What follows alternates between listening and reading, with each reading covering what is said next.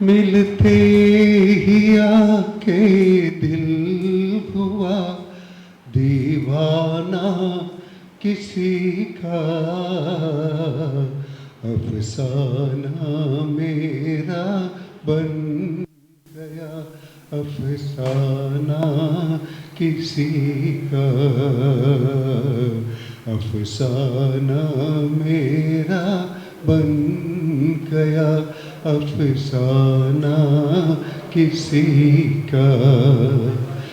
मिलते ही आके दिल हुआ दीवाना किसी का, अफसाना मेरा बन गया अफसाना किसी का, अफसाना मेरा बन गया अफसाना किसी का। पूछो ना मोहब्बत का हज़र आए ना, पूछो आए ना पूछो, पूछो ना मोहब्बत का हज़र आए ना, पूछो आए ना पूछो। दम भर में कोई हो गया परवाना किसी का, अफसाना मेरा बन गया अफसाना किसी का, अफसाना मेरा बन गया अफसाना किसी का. സ്വാഗതം ആശംസിക്കുന്നതിനായി ശ്രീ ശാന്തിവിള പത്മകുമാറിനെ ക്ഷണിക്കുന്നു.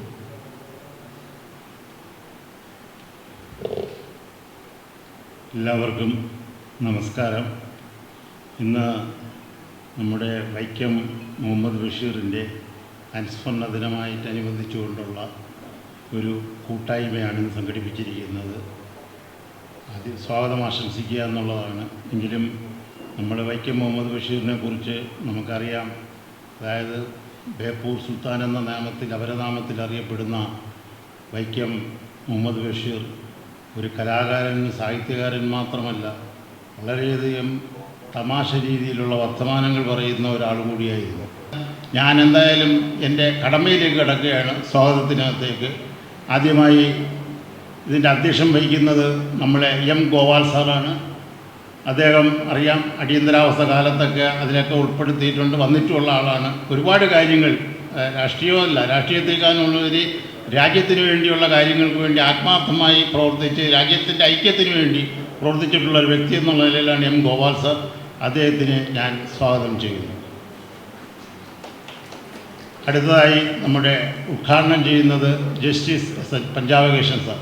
അപ്പം വൈക്കം മുഹമ്മദ് ബഷീറിനെ പോലുള്ളവർ ആ പരിപാടി ഉദ്ഘാടനം ചെയ്യാൻ ജസ്റ്റിസ് പഞ്ചാബകേശൻ സാർ തന്നെ വന്നു എന്നുള്ളത് ഏറ്റവും വലിയ സന്തോഷമാണ്. അദ്ദേഹത്തിന് ഞാൻ സ്വാഗതം ചെയ്യുന്നു.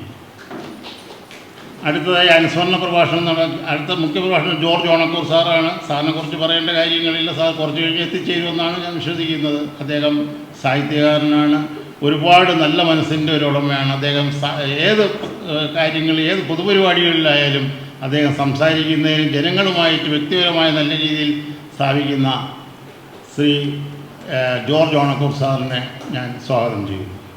അതുപോലെ അനുസ്മരണ പ്രഭാഷണം നടത്തുന്ന ജിനേഷ് കുമാരം, അദ്ദേഹം എക്സിക്യൂട്ടീവ് ഡയറക്ടറാണ്, സ്കൂൾ കേരള സംസ്ഥാന ജനറൽ സെക്രട്ടറിയാണ്. വളരെ നല്ലതാണ് അദ്ദേഹത്തിൻ്റെ ചില സംസാരങ്ങളൊക്കെ ഞാൻ കേട്ടിട്ടുണ്ട്. വളരെയധികം ജനങ്ങളുടെ ആകർഷണമൊക്കെ ഉള്ള ഒരു വ്യക്തി കൂടിയാണ്. അദ്ദേഹത്തെയും ഞാൻ സ്വാഗതം ചെയ്യുന്നു. കൂടാതെ ആശംസകൾ അറിയിക്കുന്ന കമാൽ മുഹമ്മദ്, സാഹിത്യകാരൻ, കണ്ണൂർ ഷാഫി, പിന്നണി ഗായകൻ, എല്ലാവരെയും ഞാൻ സ്വാഗതം ചെയ്യുന്നു. അധ്യക്ഷ പ്രസംഗത്തിനായി എം ഗോപാൽ സാറിനെ ക്ഷണിക്കുന്നു. ബഹുമാന്യനായ ഈ പരിപാടി ഉദ്ഘാടനം ചെയ്യാൻ ഇവിടെ എത്തിയിരിക്കുന്ന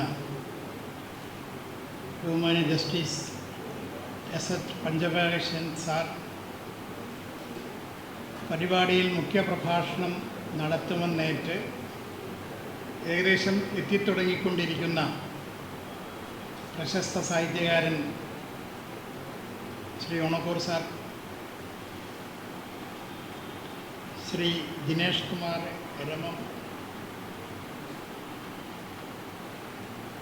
ഷീജ വേണുഗോപാൽ, ഡോക്ടർ കമാൽ മുഹമ്മദ്, കണ്ണൂർ ഷാഫി, ശ്രീ സരിൻ ശിവൻ, ഇവിടെ സ്വാഗതം ആശംസിച്ച ശാന്തിവിള പത്മകുമാർ, സഹോദരി സഹോദരന്മാരെ നമസ്കാരം. ഏകദേശം 26 വർഷം മുമ്പ് നമ്മളെ വിട്ടുപിരിഞ്ഞ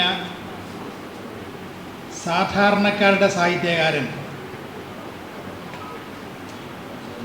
ശ്രീ വൈക്കം മുഹമ്മദ് ബഷീർ, അദ്ദേഹത്തിൻ്റെ അനുസ്മരണമാണ് നമ്മളിവിടെ നടക്കുന്നത്. പ്രശസ്തരായ പ്രാസംഗികരും അതേപോലെ തന്നെ സാഹിത്യരംഗത്തെ അധികായന്മാരുമായി ഉള്ള ആളുകളാണ് വേദിയിൽ ഇരിക്കുന്നത് എനിക്കറിയാം. ഞാനിത് പറയുന്നത് സാധാരണക്കാരുടെ സാഹിത്യകാരൻ എന്നുള്ള നിലയ്ക്കാണ് വൈക്കം മുഹമ്മദ് ബഷീർ അവരെ ഞാൻ കാണുന്നത്. അദ്ദേഹം കോഴിക്കോട്ടുകാരനല്ലായിട്ടല്ല ജനിച്ചത് കോട്ടയം ജില്ലയിലെ തലവലപ്പറമ്പിലാണ് അദ്ദേഹം ജനിച്ചത്. സ്വാതന്ത്ര്യ സമരം കൊടുമ്പിരിക്കൊണ്ടിരിക്കുന്ന കാലത്തായിരുന്നു അദ്ദേഹത്തിന് ജനനമെന്ന് നമ്മൾ ഓർക്കണം. ആ സ്വാതന്ത്ര്യ സമരത്തിൽ അദ്ദേഹം പങ്കാളിയായി. അന്ന് ചെറുപ്പമാണ്. അത് തീജ്വാലയിലേക്കാണ് എടുത്തു ചാടിയത്. അറിഞ്ഞുകൊണ്ടായിരുന്നു. ഈ സംഗതിയെക്കുറിച്ച് പലർക്കും അറിയുമെന്ന് എനിക്കറിയില്ല. അദ്ദേഹം സ്വാതന്ത്ര്യ സമര സേനാനി ആയിരുന്നു എന്ന കാര്യം. പിന്നെ ഇദ്ദേഹം കോഴിക്കോട്ടേക്ക്, ഇപ്പോഴത്തെ ഭാഷ പറഞ്ഞാൽ ചേക്കേറി എന്ന് പറയാം, അവിടെ കല്ലായിൽ അദ്ദേഹം താമസിച്ചപ്പോഴാണ് ശരിക്കും അദ്ദേഹത്തിന് കോഴിക്കോടിൻ്റെ ഹൃദയം, അത് മലബാറിൻ്റെ ഹൃദയം, പിന്നീട് അത് കേരളത്തിൻ്റെ ഹൃദയം എന്ന് തന്നെ പറയാം, അത് തൊട്ടറിയാൻ സാധിച്ചു. അദ്ദേഹത്തിൻ്റെ എല്ലാ കൃതികളും എടുത്തു കഴിഞ്ഞാലും ആ കോഴിക്കോടിൻ്റെ സംസ്കാരവും അവിടുത്തെ ജനങ്ങളുടെ നോട്ടമടക്കം അതിൽ കാണാൻ സാധിക്കും. എല്ലാ കൃതികളിലും അങ്ങനെയാണ്. ആ നിലയ്ക്കുള്ള ഒരു സാഹിത്യകാരൻ കുട്ടികളെ കുറിച്ച് എഴുതുന്ന സമയത്ത്, ഇപ്പം എൻ്റെ ഉപ്പായ്ക്ക് ഒരു ആന ഉണ്ടായിരുന്നു. അത് തനി നാടൻ ഭാഷയാണ്. കുറച്ചൊരു ചെറിയ വ്യത്യാസമുള്ളൂ. എൻ്റെ ഉപ്പായ്ക്ക് ഒരു ആന ഉണ്ടായിനി എന്ന് പറഞ്ഞ് ഉണ്ടായിരുന്നു എന്നാക്കി. പക്ഷെ അത് കുട്ടികൾക്കും വലിയവർക്കും വയസ്സന്മാർക്കും എല്ലാം ഇഷ്ടപ്പെടുന്ന നോവലാണെന്നുള്ളത് നമുക്ക് കാണാൻ സാധിക്കും. ചിലതെല്ലാം സിനിമയിലേക്ക്, ഇനിയും പ്രാസംഗികം കൊണ്ട് ഞാൻ ആ പേരുകൾ പറയുന്നില്ല. കാരണം ആവർത്തനം എല്ലാവരും കൂടി പറയുന്ന സമയത്ത് അതൊരു ബുദ്ധിമുട്ടാണ് കേൾവിക്കാർക്കും മറ്റുള്ളവർക്കും സംസാരിക്കാൻ. നമ്മളൊക്കെ പലപ്പോഴും അത് അനുഭവിക്കാറുണ്ട്. ഏതായാലും ഈ നിലയ്ക്ക് ജീവിക്കുകയും ചെയ്തു അദ്ദേഹം. സാധാരണക്കാരായി ജീവിച്ചു. സാധാരണക്കാരായി അദ്ദേഹം വളർന്നു. പാത്തുമ്മക്ക് ആടുണ്ടായിരുന്നു. പാത്തുമ്മയുടെ ആട്, ഇതേപോലത്തെ ഓരോ ചെറിയ ചെറിയ കാര്യങ്ങൾ അതെടുക്കുന്ന സമയത്ത് മുന്നിൽ കൂടി നടന്നു പോകുന്നു, സംഭവിക്കുന്നത് പോലെ നമുക്ക് തോന്നും. ഇതിനായിരുന്നു പൊറ്റക്കാട് സാറിനതുണ്ടായിരുന്നു. കോഴിക്കോടിൻ്റെ അതിരാണിപ്പാടൊക്കെ അങ്ങനെ തന്നെയാണല്ലോ. ഇന്നത്തെ സാഹിത്യകാരന്മാരുടെയൊക്കെ എഴുത്തുകൾ ആ നിലയ്ക്ക് തന്നെ ആയിരുന്നു. അതുകൊണ്ടാണ് ആൾക്കാർ ആ കാലഘട്ടത്തിലെ എഴുത്തുകാരന്മാരെ ഏറ്റവും കൂടുതൽ ഇഷ്ടപ്പെട്ടത്. ഏതായാലും എല്ലാറ്റിൽ നിന്നും വിഭിന്നമായിട്ട്, എല്ലാവരിൽ നിന്നും വിഭിന്നമായിട്ട് അദ്ദേഹം എഴുതി ഉയർന്നു വന്നു, വളർന്നു വന്നു, ആൾക്കാരുടെ ഹൃദയത്തിൽ സ്ഥാനം പിടിച്ചു. ഹൃദയത്തിൽ സ്ഥാനം പിടിച്ചു എന്നുള്ളതാണ് അതിലെ അടിയോര ഇട്ട് പറയേണ്ട കാര്യം. ഹൃദയത്തിലാണ് സ്ഥാനം പിടിച്ചത്.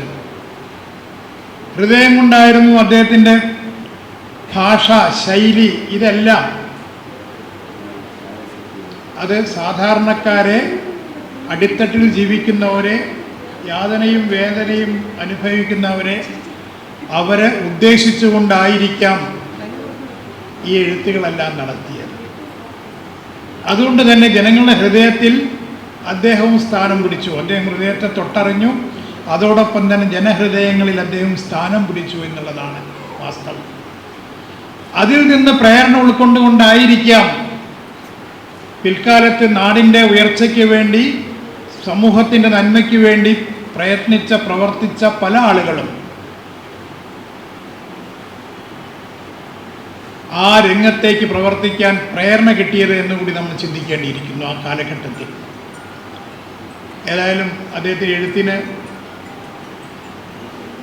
അവാർഡുകൾ കിട്ടി. കേന്ദ്ര സാഹിത്യ അവാർഡ്, കേരള സാഹിത്യ അവാർഡ്, പത്മശ്രീ കിട്ടി അദ്ദേഹത്തിന്. അപ്പോൾ ആ നിലയ്ക്ക് സമൂഹത്തെ തൊട്ടറിഞ്ഞിരുന്ന വ്യക്തിയാണ് എന്നുള്ളത് കൊണ്ടാണ് ഈ അവാർഡുകളെല്ലാം സാഹിത്യരംഗത്തും ഉള്ളതുപോലെ തന്നെ സമാജത്തിൻ്റെ ഇടയിലും. അദ്ദേഹം നമ്മളെ വിട്ടുപിരിഞ്ഞിട്ട് 26 വർഷമാകുന്നു. ആ മഹാത്മാവിൻ്റെ മുമ്പിൽ ഞാൻ ആദരാഞ്ജലി അർപ്പിക്കുകയാണ്. എൻ്റെ അധ്യക്ഷ പ്രസംഗം അവസാനിപ്പിക്കുന്നു. വന്ദേ മാതരം. ആരാധ്യനായ അധ്യക്ഷൻ ശ്രീ എം ഗോപാൽ, ഇവിടെ സ്വാഗതം ആശംസിച്ച ശ്രീ ശാന്തിവിള പത്മകുമാർ, ഇവിടെ എത്തുമെന്ന് പ്രതീക്ഷിക്കുന്ന ഏറ്റവും ആദരണീയനായ doctor George Onakkoor sir, Shri Jinesh Kumar Eramam, executive director സ്പോൾ കേരള, ശ്രീമതി ഷീജ വേണുഗോപാൽ, ഡോക്ടർ കമാൽ മുഹമ്മദ്, ശ്രീ കണ്ണൂർ ഷാഫി, ശ്രീ സരിൻ ശിവൻ, ഇവിടെ സന്നിഹിതരായിരിക്കുന്ന വൈക്കം മുഹമ്മദ് ബഷീറിനെ ഇഷ്ടപ്പെടുന്ന, സ്നേഹിക്കുന്ന, ആരാധിക്കുന്ന എൻ്റെ പ്രിയപ്പെട്ട സഹോദരങ്ങൾ, സുഹൃത്തുക്കളെ, എനിക്കൊരു പുസ്തകം കിട്ടി. അത് മനസ്സിലായില്ലായിരുന്നു എന്തായിരുന്നു അതിൻ്റെ ചടങ്ങെന്നുള്ളത്. എന്തായാലും സന്തോഷം. പേരെന്തായിരുന്നു?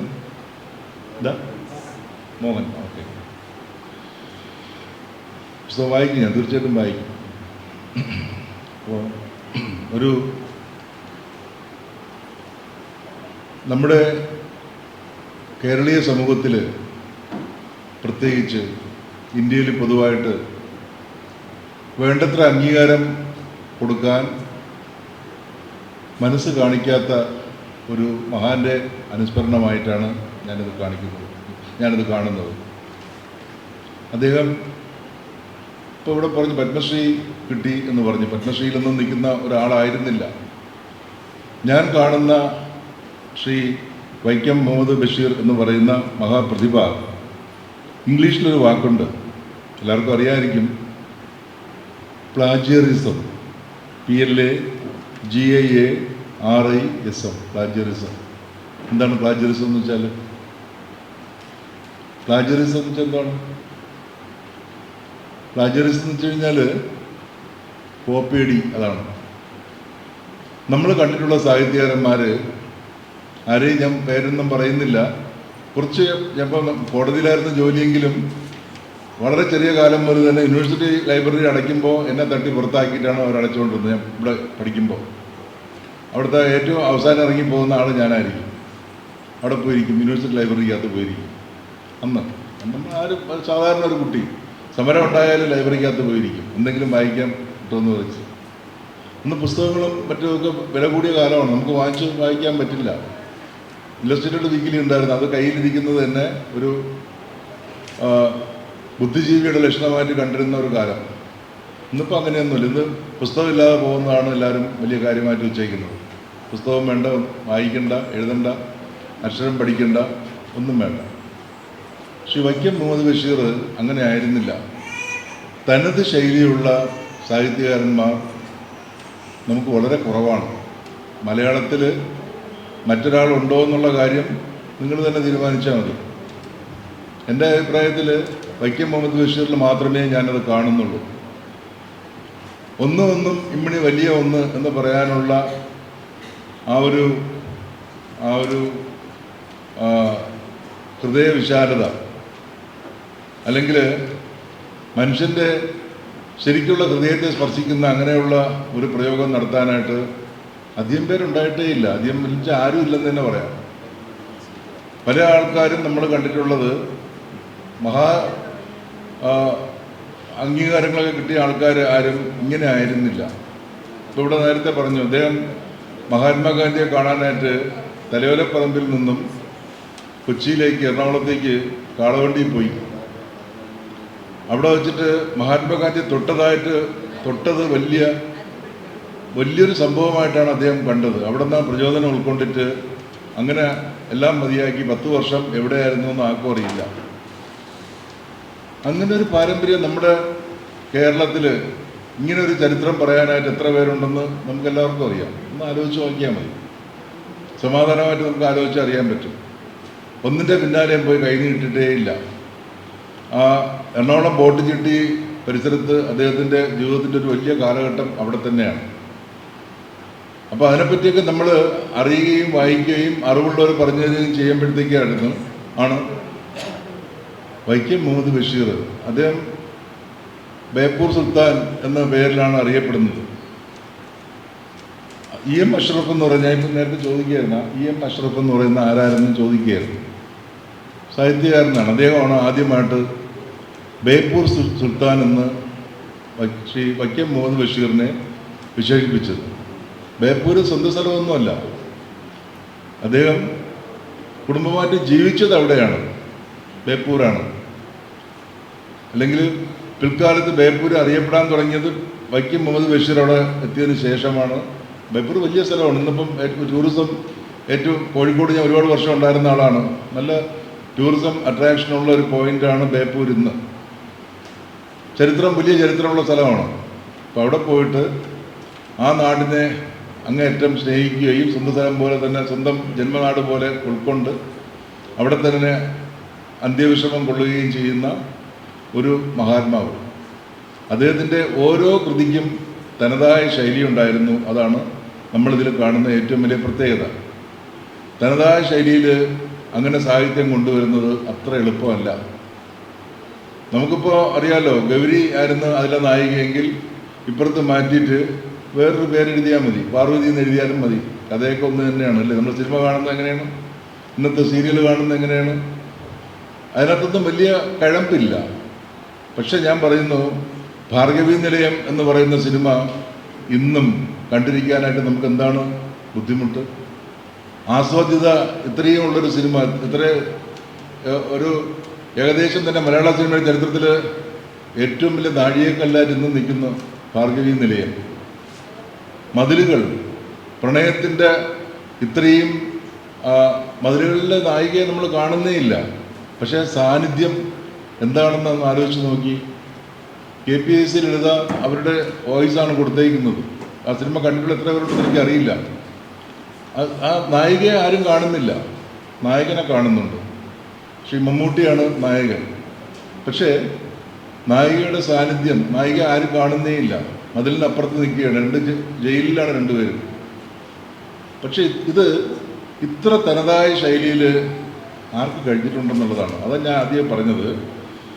ഈ പ്ലാജിയറിസം എന്ന് പറയുന്ന പരിപാടി, കോപ്പിയടി, അദ്ദേഹം ആരെയും കോപ്പി അടിച്ചിട്ടില്ല.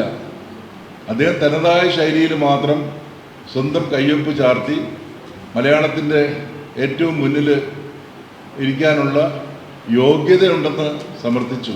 പക്ഷേ അത് അംഗീകരിച്ചതെന്ന് ചോദിച്ചാൽ സങ്കടത്തോടെ ഞാൻ പറയും ഇല്ല. ജ്ഞാനപീഠം മലയാളത്തിൽ ആർക്കെങ്കിലും നൊബേൽ പ്രൈസ് കൊടുക്കാനുണ്ടെങ്കിൽ, സാഹിത്യം കൊടുക്കാനുണ്ടെങ്കിൽ ഞാൻ പറയും വൈക്കം മുഹമ്മദ് ബഷീറിനാണ് അത് കൊടുക്കേണ്ടത്.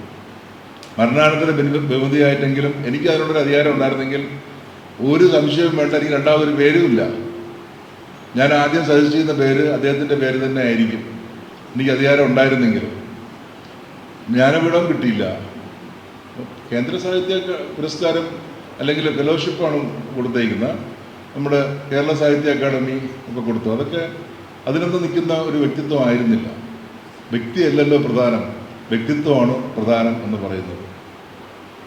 വ്യക്തിത്വം എന്ന് പറയുന്നത് നമ്മൾ അത് അനലൈസ് ചെയ്ത് വരണം. അദ്ദേഹത്തിൻ്റെ ഓരോ കൃതിയും നോക്കണം. ഇപ്പോൾ നേരത്തെ ഇവിടെ പറഞ്ഞല്ലോ, നമ്മുടെ ജീവിതത്തിൽ നിസ്സാരമെന്ന് കരുതുന്ന കൊച്ചു കൊച്ചു സംഭവങ്ങൾ നമ്മൾ ഡെപ്തിലേക്ക് ആലോചിച്ച് നോക്കണം, എത്രത്തോളം ഇതാണ്. ഇപ്പോൾ ഒരു കുട്ടി രാവിലെ സ്കൂളിൽ വരുന്നതിൽ ലേറ്റാകുന്നു. ഒരു കുട്ടി നിങ്ങൾ കണ്ടിട്ടുണ്ടാവും, ഒരു ചെറിയ ചെറിയ ടെലിഫിലിമാണ്, ഒരുപാട് ആലോചിക്കാനുള്ളതാണ്.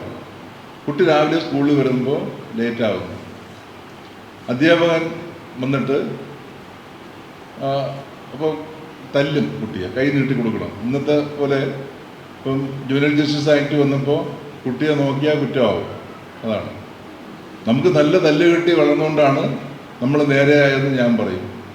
അടി ചെയ്യുമ്പോൾ ഉപകാരം അണ്ണൻ തമ്പിയും ചെയ്യില്ല എന്ന് അന്ന് സാറ് പറഞ്ഞിട്ടുണ്ട്. അത് കറക്റ്റായിരുന്നു, ഒരു സംശയമില്ല. ജുവനൈൽ ജസ്റ്റിസ് ബോർഡിലൊക്കെ ഞാൻ ജഡ്ജിയായിരുന്നിട്ടുണ്ട്. ഒത്തിരി വാടിപ്പോകുന്ന ബാല്യങ്ങൾ നമ്മൾ കണ്ടിട്ടുണ്ട്. ഇത് ശമ്പളം വാങ്ങിക്കാൻ വേണ്ടി അതൊക്കെ ചെയ്തു, അങ്ങനെ ഇരിക്കേണ്ടി വന്നു. പക്ഷേ എൻ്റെ മനസ്സുകൊണ്ട് ഇപ്പോഴും പണ്ട് സാറ് പറഞ്ഞതാണ് കറക്റ്റെന്നാണ് ഞാൻ വിശ്വസിക്കുന്നത്. കുട്ടികൾക്ക് ശാസന കുറച്ച് വേണം, എങ്കിലേ അത് നല്ല ഒരു പൗരനായിട്ട് വളർന്നു വരുള്ളൂ. ഈ കുട്ടി ചെല്ലുമ്പോൾ അധ്യാപകൻ വന്നിട്ട് കൈ നീട്ടാൻ പറയും, ലേറ്റായതിന് അടിച്ചു. ഒരു ദിവസം തല്ല് കിട്ടി, 2 ദിവസം തല്ല് കിട്ടി, സ്ഥിരം ഒരു പരിപാടിയായി. എല്ലാ ദിവസവും കുട്ടി ലേറ്റായിട്ട് വരുമ്പം അധ്യാപകൻ തല്ലും. ഒരു ദിവസം ഈ അധ്യാപകൻ ഇപ്പം തല്ലുന്നതിൻ്റെ ഉദ്ദേശശുദ്ധി നല്ലതാണ്, സമയത്ത് കൃത്യമായിട്ട് പിന്നെ നമ്മുടെ ജീവിതത്തിലും ഒക്കെ ഉണ്ടല്ലോ ടൈം എന്ന് പറയുന്നത്. പൈസ ഇഷ്ടപ്പെട്ട പൈസ സമ്പാദിക്കാം, സമയം പോയി കഴിഞ്ഞാൽ തിരിച്ചു പിടിക്കാൻ ഒക്കില്ല അല്ലേ. പറന്നുപോയ കിളിയെ പിന്നെയും പിടിച്ചിടാം, കാലമോ പോവുകിൽ പോയി എന്നല്ലേ കവി പാടിയിരിക്കുന്നു. കാലം പോയാൽ രക്ഷയില്ല, കടന്നുപോയി അല്ലേ. 70 വയസ്സ് കിട്ടിയാൽ ആകെ വരുന്ന ഞായറാഴ്ച 3600 ഞായറാഴ്ചയെ കിട്ടുള്ളൂ. 50 വയസ്സ് കടന്നുപോയി ഇവിടെ ഇരിക്കുന്ന ഞാൻ ഉൾപ്പെടെയുള്ള എല്ലാവർക്കും ഇനി കിട്ടാൻ പോകുന്ന ഞായറാഴ്ച 1000-ന് താഴെ ഉള്ളൂ. ഇതാണ് എൻ്റെ കണ്ടീഷൻ. 1000-ന് താഴെ ഞായറാഴ്ചയാണ് നമുക്കൊക്കെ ഇനി മിച്ചമുള്ളത്. 1000 വരെ അത് പോകുന്ന ആൾക്കറിയാം. 70 വയസ്സ് വരെ ആയുസ് കിട്ടുകയാണെങ്കിൽ, മഹാഭാഗ്യം ഉണ്ടെങ്കിൽ 70 വയസ്സെങ്കിലും കിട്ടുകയാണെങ്കിൽ 3600 ഞായറാഴ്ച കിട്ടും. ഇതാണ് ജീവിതം എന്ന് പറയുന്നത്. അപ്പോൾ ടൈം വേസ്റ്റാക്കി കളഞ്ഞാലുള്ള അവസ്ഥ ആലോചിച്ച് നോക്കണം. അപ്പോൾ അതുകൊണ്ടാണ് അധ്യാപകൻ കൃത്യസമയത്ത് ക്ലാസ്സിൽ വരണം. അതൊരു ഡിസിപ്ലിൻ്റെ ഭാഗമാണ്, അങ്ങനെ തന്നെ വേണം. നമ്മൾ കുട്ടികളെയും പഠിപ്പിക്കേണ്ടത് അങ്ങനെ തന്നെ. പക്ഷേ കുട്ടികളെ അങ്ങനെ പഠിപ്പിക്കണമെങ്കിൽ ആദ്യം നമ്മൾ നന്നായി കാണിക്കണം. അല്ലാതെ താമസിച്ചു വരുന്ന അധ്യാപകന് താമസിച്ചു വരുന്ന കുട്ടിയെ തല്ലാൻ അധികാരമില്ല, ധാർമ്മിക അവകാശമില്ല. അപ്പോൾ ഈ തല്ലും. അങ്ങനെ ഇരുന്ന് എല്ലാ ദിവസവും തല്ല് വാങ്ങിക്കുന്ന ഒരു കുട്ടി പിന്നെ ആയപ്പോൾ കുട്ടി വന്ന് കയറി തന്നെ കൈ നീട്ടി കണ്ണുടച്ച് നിൽക്കും, അടി കിട്ടാൻ വേണ്ടി കൈ നീട്ടി നിൽക്കുകയാണ്. ഇദ്ദേഹം തല്ലും. അങ്ങനെ ഇരുന്ന് ഒരു ദിവസം അധ്യാപകൻ കുട്ടിയെ ഒബ്സർവ് ചെയ്യും. രാവിലെ കുട്ടി വരുന്ന വഴിയിൽ കുട്ടി അറിയാതെ അതിൻ്റെ പിന്നാലെ പോയപ്പോഴാണ് കാണുന്നത് കുട്ടിയുടെ അമ്മ പാരലൈസ്ഡാണ്, ക്വാഡ്രിപ്ലീജിയ എന്ന് പറയും, അല്ലെങ്കിൽ തളർന്നുപോയി, കാല് പരയ്ക്ക് താഴോട്ട് തളർന്നിരിക്കുന്നു. അങ്ങനത്തെ കണ്ടീഷനിലുള്ള ഒരാൾ, നടക്കാൻ പറ്റത്തില്ല, വീൽ ചെയർ ബൗണ്ടഡ് ആയിട്ടുള്ള ഒരാൾ. അപ്പോൾ ഡിസബിലിറ്റിയുടെ ഭാഗമാണ് അതൊക്കെ. ഈ അമ്മയെ ദിവസം ഹോസ്പിറ്റലിൽ കൊണ്ടുപോകണം. ഈ കൊച്ചു പയ്യൻ വീൽ ചെയറിലിരുത്തി അമ്മയെ അത് ഹോസ്പിറ്റലിൽ കൊണ്ടുപോയി അമ്മയ്ക്കുള്ള മരുന്നും കാര്യങ്ങളും ഒക്കെ നോക്കിയതിന് ശേഷം വീട്ടിലപ്പോൾ സ്വാഭാവികമായിട്ടും വീട്ടിലെ കാര്യങ്ങൾ നോക്കാനും ആരും ഉണ്ടാവില്ല. ഇപ്പം അച്ഛനില്ലെന്ന് ഞാൻ വിചാരിക്കുന്നു ആ കുട്ടിക്ക്. അപ്പോൾ ഇതൊക്കെ നോക്കിയിട്ടാണ് ഈ കുട്ടി സ്കൂളിലേക്ക് ഓടി ചെല്ലുന്നത്. അപ്പോൾ 5 മിനിറ്റ് ലേറ്റായി, 10 മിനിറ്റ് ലേറ്റായി, അതിന് 2 തല്ല് കിട്ടും. ഇപ്പോൾ ടീച്ചർ നോക്കുമ്പോൾ ഈ കുട്ടി അമ്മയെ വണ്ടിയിലിരുത്തി, ഈ വീൽ ചെയറിലിരുത്തി, അത് ഉന്തി ഹോസ്പിറ്റലിൽ കൊണ്ടുപോയി അമ്മയുടെ ചികിത്സ കഴിഞ്ഞിട്ടാണ് ക്ലാസ്സിലെത്തുന്നത്, അല്ലെങ്കിൽ അമ്മയ്ക്ക് വേണ്ട പരിചരണം ചെയ്തിട്ടാണ് ക്ലാസ്സിലെത്തുന്നത്. അതിനെക്കാട്ടി വലിയ സർവീസ് വേറെ എന്താണ് ചെയ്യാനുള്ളത് ജീവിതത്തിൽ നമുക്ക്? അപ്പോൾ അത് കഴിഞ്ഞിട്ട് എത്തുന്ന കുട്ടിയെ തല്ലിയ അധ്യാപകൻ അന്ന് അതുപോലെ കുട്ടി ക്ലാസ്സിൽ വന്നിട്ട് കുട്ടി കണ്ണുടച്ച് കൈനീട്ടി നിൽക്കുകയാണ് തല്ല് കിട്ടാനായിട്ട്. അപ്പോൾ നോക്കിയപ്പോൾ തല്ല് വരുന്നില്ല. കണ്ണു തുറന്നപ്പം അധ്യാപകൻ കമ്പ് ഈ അടിക്കാനുള്ള വടി കുട്ടിയുടെ കയ്യിലേക്ക് കൊടുക്കുകയാണ്. എന്നിട്ട് അധ്യാപകൻ കൈനീട്ടി നിൽക്കുകയാണ് തല്ല് അങ്ങോട്ട് കൊടുക്കാൻ തിരിച്ചു. അപ്പോൾ ഇങ്ങനെ ഇത് ഒരുപാട് ഇതിനകത്ത് സംഭാഷണം ഇല്ല. നിങ്ങൾ കണ്ടിട്ടുണ്ടാവും ഈ ഒരു ഇത്. സംഭാഷണം ഇല്ല. എന്തിനാ സംഭാഷണം? സംഭാഷണം ഇല്ല. പക്ഷേ നമ്മൾ ഇനി ഉച്ചഭാഷണി കെട്ടി വിളിക്കുന്നേക്കാൾ എത്രയോ അത് സംസാരിക്കുന്നുണ്ട് ആ ചിത്രങ്ങൾ. അതുപോലത്തെ ചിത്രങ്ങളായിരുന്നു ശ്രീ വൈക്കം മുഹമ്മദ് ബഷീറിൻ്റെ പല കൃതികളും നമുക്ക് തന്നിട്ട് പോയത് അല്ലേ? മറ്റേ ആനവാരി, അതിനകത്ത് പറമ്പിൽ ചാണകം കൂട്ടി ഇട്ടിട്ട് അതിനകത്ത് ഇദ്ദേഹം കാണുന്ന വിചാരിച്ച ആന നിൽക്കുകയെന്ന് വിചാരിച്ചു. സോറി, ആനയാണ് നിന്നത്. സോറി, തെറ്റിപ്പോയി. ആനയാണ് അതിനകത്ത് ഉണ്ടായിരുന്നത്. ചാണകം കൂട്ടിയിട്ടേക്കാണെന്ന് വിചാരിച്ചിട്ട് മൺമട്ടിയായിട്ട് പോയിട്ട് അതിൽ ചെന്ന് വെട്ടിയപ്പം മൺമട്ടി തെറിക്കുന്നു. അതാണ് അതിൻ്റെ സ്റ്റോറി. അപ്പം തനതായ സ്റ്റോറി അങ്ങനെ എഴുതിയിരിക്കുന്നത് അതൊന്നും നമ്മൾ വേറെ അതിന് മുമ്പും കണ്ടിട്ടില്ല, പിമ്പും കണ്ടിട്ടില്ല, പറയാൻ അറിയില്ല. അതിനുള്ള ആ ഒരു ഭാഷയിൽ, ആ കയ്യൊതുക്കത്തിൽ, അല്ലെങ്കിൽ നമ്മുടെ ശ്രദ്ധ ഒരിക്കലും മാറിപ്പോകാത്ത രീതിയിൽ അത് അവതരിപ്പിക്കാനുള്ള ആ ഒരു വഴക്കം കിട്ടിയ സാഹിത്യകാരന്മാർ വളരെ വളരെ ചുരുക്കം. അതുകൊണ്ടാണ് ഞാൻ പറഞ്ഞത്, മലയാളത്തിൽ അംഗീകരിക്കപ്പെടാതെ പോയ, അല്ലെങ്കിൽ അർഹിക്കുന്ന അംഗീകാരം കിട്ടാതെ പോയ ഒരു മഹാൻ, അദ്ദേഹത്തിൻ്റെ അനുസ്മരണം എന്ന് പറയുന്നത് യഥാർത്ഥം ഇന്നലെ വൈകുന്നേരം എന്നെ ശ്രീ പത്മകുമാർ വിളിച്ച് പറയുമ്പോഴത്തേക്ക് എനിക്ക് വേറെ പരിപാടി ഉണ്ടായിരുന്നു. അത് മതി, അത് ക്യാൻസൽ ചെയ്ത്, അത് ഞാൻ വിളിച്ചു പറഞ്ഞ് ഞാൻ വരുന്നില്ല എന്ന് പറഞ്ഞിട്ട് ആണ് നമ്മൾ ഇതിനകത്ത് വന്നത്. കാരണം ഇത് ജീവിതത്തിൽ നമ്മൾ ചെയ്യേണ്ട ഒരു കർമ്മമായിട്ടാണ് എനിക്കതപ്പോൾ ഫീൽ ചെയ്തത്. കാരണം ഞാൻ സ്കൂളിൽ പഠിക്കുമ്പോഴത്തേക്ക്, പ്രൈമറി ക്ലാസ്സിൽ പഠിക്കുമ്പോഴത്തേക്ക് അവിടെ ലൈബ്രറി ഉണ്ടായിരുന്നു. അപ്പോൾ ലൈബ്രറിയിൽ നിന്ന് പുസ്തകം എടുക്കും. പുസ്തകം എടുത്തുകൊണ്ട് പോയാൽ ഒരു ദിവസം താമസിച്ച് പോയാൽ അതിന് 3 പൈസ പിഴ കൊടുക്കണം, ഫൈൻ കൊടുക്കണം. ഒരു ദിവസം ഞാൻ സാധാരണ അങ്ങനെ കൊടുക്കാനായിട്ട് പൈസ അങ്ങനെ എടുക്കാനില്ല. പിന്നെ അപ്പോൾ കൊടുക്കാനായിട്ട് പൈസയ്ക്ക് വിലയുള്ള കാലമാണ്, നമുക്ക് അങ്ങനെ പൈസ കയ്യിൽ കിട്ടില്ല. അപ്പം ഇതൊന്നും ബുക്ക് എടുക്കുന്ന തന്നെ ആവശ്യമില്ലാത്തൊരു കാര്യമാണെന്നാണ് അന്ന് മുതിർന്ന ആൾക്കാർ ചിന്തിച്ചിരിക്കുന്നത്. പഠിക്കാനുള്ള പഠിക്കാതെ പിന്നെ പുസ്തകം എന്തിനാ എടുക്കണമെന്ന് ചോദിക്കുന്ന കാലമാണ്. ഇന്നിപ്പം എന്ത് പൈസ കൊടുക്കാമെന്ന് പറഞ്ഞാലും എന്ത് കൊടുക്കാമെന്ന് പറഞ്ഞാലും കുട്ടി പുസ്തകം എടുക്കത്തില്ല എന്നൊരു കാലമാണ് ഇപ്പോൾ ഉള്ളത്. ഈ വ്യത്യാസമാണ് 2 കാലം തങ്ങളിലുള്ളത്. അപ്പോൾ അങ്ങനെ നിൽക്കുന്ന ഒരു സമയത്ത് ബുക്ക് എടുത്തുകൊണ്ട് പോയി താമസിച്ചു പോയി. അപ്പം എനിക്ക് ആ സാറ് പറഞ്ഞ് 3 പൈസ കൊടുക്കണം. എൻ്റെ 3 പൈസ ഇല്ല, അപ്പം മാറി നിൽക്കാൻ പറഞ്ഞു. ലാസ്റ്റിൽ സാറൊരു ടോൾസ്റ്റോയുടെ ഒരു പുസ്തകമായിരുന്നു, 6 അടി മണ്ണ് മതി, അതാണ് കഥ. അതിൻ്റെ മലയാളമാണ്. അപ്പോൾ അത് വായിച്ചിട്ട് കൊണ്ടുവന്നപ്പോൾ പറഞ്ഞു, ബുക്ക് ഒരു കൺസെഷൻ തരാം, നീ ശരിക്കും വായിച്ചോ. ഞാൻ എന്താ താമസിച്ചെന്ന് പറഞ്ഞ് ഞാൻ പറഞ്ഞത് മുഴുക്ക തീർന്നില്ല, അതുകൊണ്ട് പറ്റിപ്പോയതാണ് എന്നൊക്കെ പറഞ്ഞപ്പോൾ പറഞ്ഞ് 3 പൈസ കൊടുക്കാൻ പറഞ്ഞു. 3 പൈസ എൻ്റെ അടുത്തില്ല. അപ്പം മാറി നിൽക്കാൻ പറഞ്ഞു. അത് കഴിഞ്ഞ് ലാസ്റ്റ് പറഞ്ഞ്, ശരിക്കും കഥ വായിച്ചോ? വായിച്ചു. കഥയൊന്ന് കാണാതെ പറഞ്ഞാൽ 3 പൈസ ഒഴിവാക്കി തരാമെന്ന് പറഞ്ഞു. സാർ ഈയിടെയാണ് മരിച്ചത്. ഇപ്പം അദ്ദേഹത്തിൻ്റെ ആ സ്മരണയ്ക്ക് ഞാൻ ഇത് പറഞ്ഞായിരുന്നു. ഒരിക്കലും മറക്കാൻ ഒക്കാത്തൊരു അനുഭവം.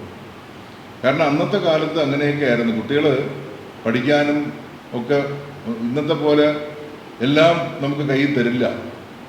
അന്ന് ഒന്നും തരില്ലെന്ന് പറഞ്ഞാലും അത് ശരിയായിരുന്നു. അന്ന് ഒന്നും തരില്ല. പഠിക്കാനായിട്ട് പറയും, പക്ഷെ എങ്ങനെ പഠിക്കും, ഏത് രീതിയിൽ പഠിക്കും, എന്തൊക്കെയാണ് അതിൻ്റെ ആവശ്യങ്ങളെന്ന് ചോദിച്ചു കഴിഞ്ഞാലും ഒന്നുമില്ല. 2 നിക്കറാണ് ആകെ ഉള്ളത്. ഒരു വർഷം മുഴുവൻ പോകാനായിട്ട് 2 നിക്കറേ ഉള്ളൂ. പിന്നെ അടുത്ത ഓണം വരുമ്പോഴേ ഒരു നിക്കറ് കിട്ടുള്ളൂ. അങ്ങനെ ഒരു കാലമാണ്.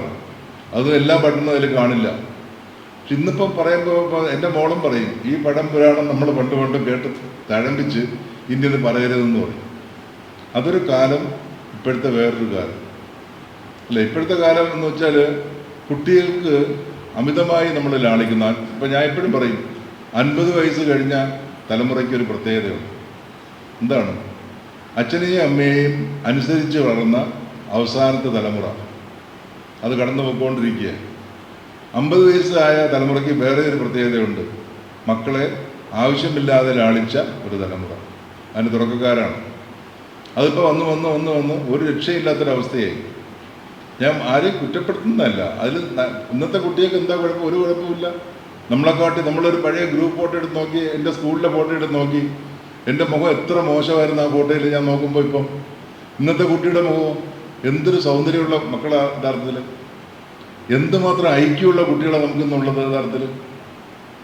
ഞാനിത് ഇപ്പോൾ ഒരു വലിയ സാഹിത്യകാരൻ, ആളുടെ പേരൊന്നും പറയുന്നില്ല, മാവേലിക്കര വെച്ചിട്ടൊരു പുസ്തകത്തിൻ്റെ പ്രകാശനത്തിന് വലിയ സാഹിത്യകാരൻ, അറിയപ്പെടുന്ന ആൾ. അവിടെ ഞാനൊന്നുമല്ല.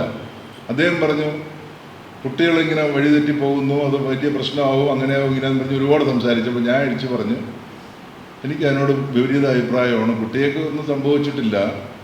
ബിവറേജിൻ്റെ ക്യൂവിൽ കൂടി നിൽക്കുന്നത് കുട്ടികളല്ല, നമ്മൾ തന്നെയാണ് അവിടെ കൂട്ടം കൂടി നിൽക്കുന്നത്. നമ്മളൊന്ന് മാറിയാൽ മതി, കുട്ടികൾ നേരെയാവുമെന്ന് പറഞ്ഞു.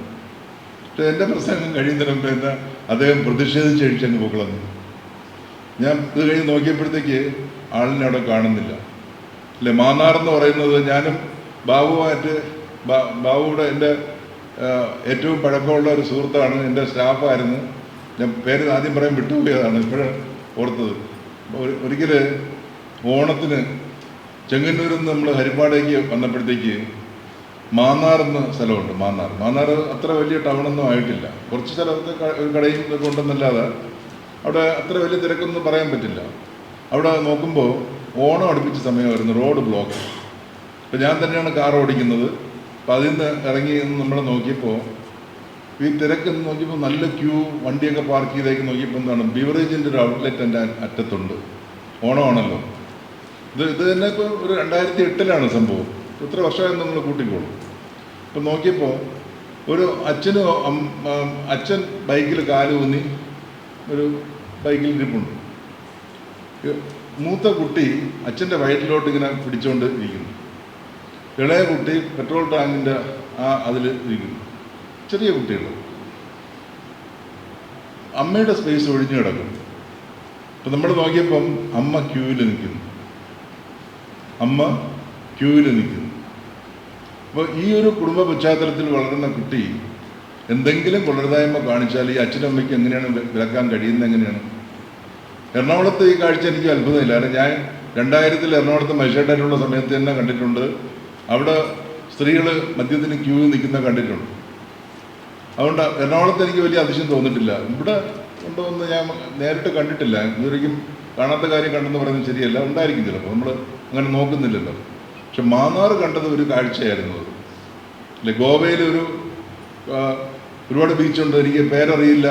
ഒരു ബീച്ച് ചെന്നപ്പോഴത്തേക്ക് ഒരു 20 വയസ്സിന് അടുത്ത പ്രായമുള്ള ഒരു പെൺകുട്ടി, ഭർത്താവെന്ന് തോന്നുന്ന ഒരു പയ്യൻ, 2 പേര് ഈ കുട്ടിയുടെ കാല് നീട്ടി വെച്ചിട്ടുണ്ട്.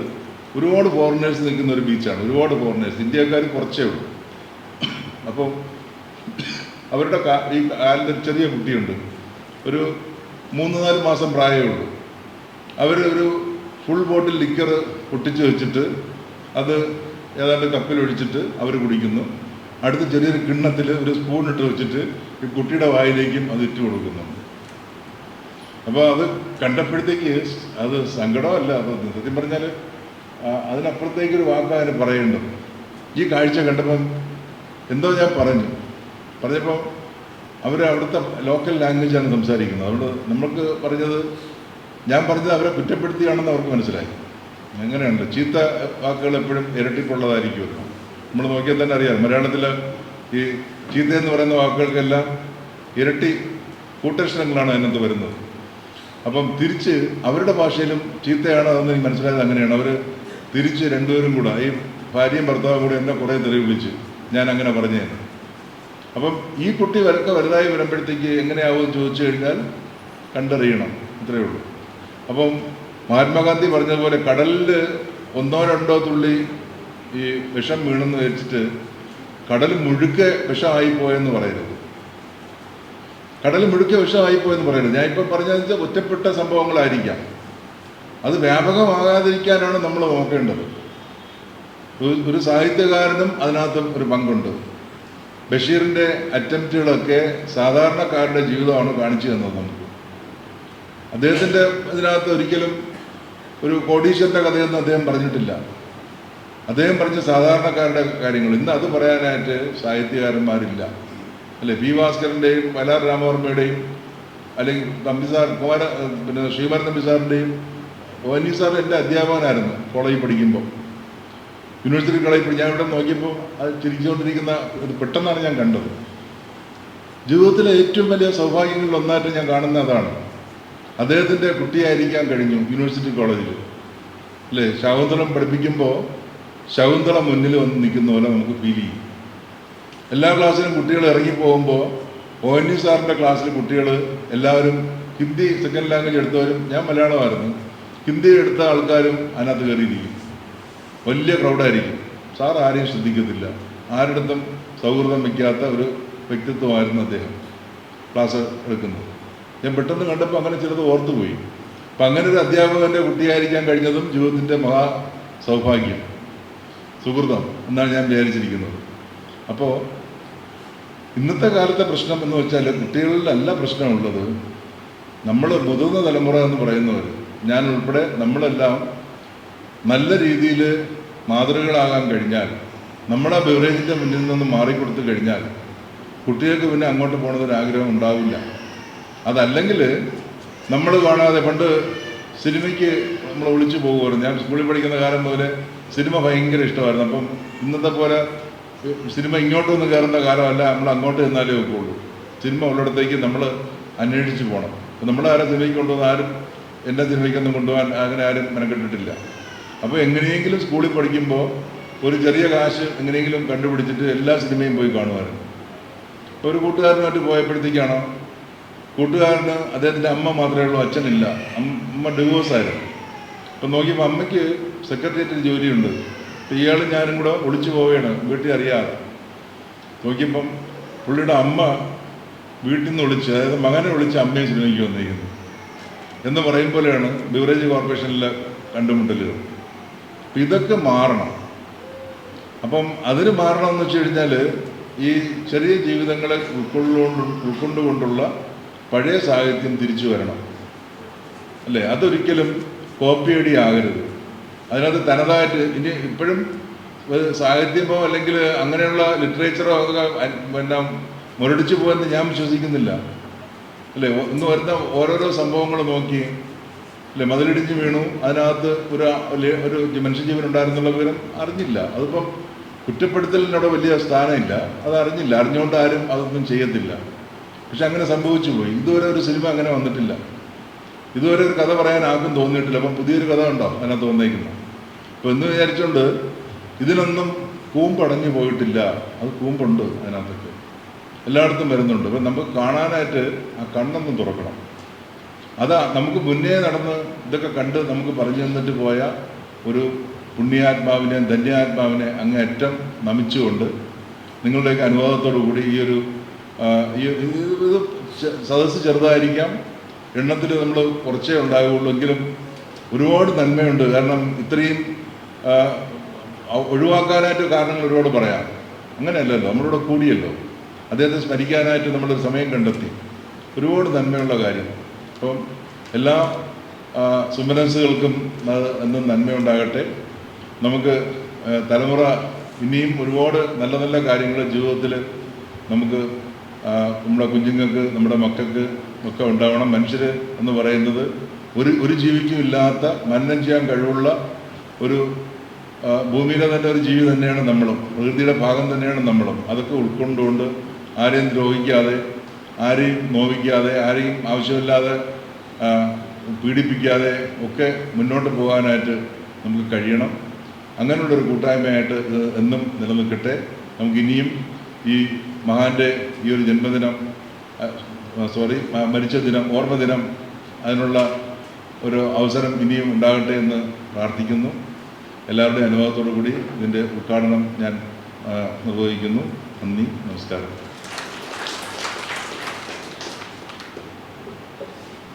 അടുത്തതായി ചടങ്ങിൻ്റെ പ്രധാനപ്പെട്ട ഇനമായ ശ്രീ വൈക്കം മുഹമ്മദ് ബഷീർ അനുസ്മരണ പ്രഭാഷണമാണ്. ഡോക്ടർ ജിനേഷ് കുമാർ എരമം സ്ക്രോൾ കേരളയുടെ എക്സിക്യൂട്ടീവ് ഡയറക്ടറാണ്. ഭാഷാ ഇൻസ്റ്റിറ്റ്യൂട്ടിൻ്റെ അസിസ്റ്റന്റ് ഡയറക്ടറായിരുന്നു. പുകാസയുടെ സംസ്ഥാന സെക്രട്ടറിയാണ്. ആ ചടങ്ങിന് മുന്നായി എറണാകുളം ജില്ലയുടെ കിഴക്കൻ മലയോരത്തുള്ള പല്ലാരി ഗ്രാമപഞ്ചായത്തിൽ വൈക്കം മുഹമ്മദ് ബഷീർ സ്മാരക ഗ്രന്ഥശാലയും പഠനകേന്ദ്രവും ആരംഭിക്കുകയാണ്. അതിലേക്കായി ബഷീർ സാംസ്കാരിക വേദിയുടെ വകയായി കുറച്ച് പുസ്തകങ്ങൾ സംഭാവനയായി നൽകുന്നുണ്ട്. പുസ്തകം ഏറ്റുവാങ്ങുന്നതിനായി വായനശാലയുടെ president Shri K A Yusuf Palarimangalath ക്ഷണിക്കുന്നു. പുസ്തകം നൽകുന്നതിനായി ബഹുമാനപ്പെട്ട ജസ്റ്റിസിനെ ആദരവോടെ ക്ഷണിക്കുന്നു.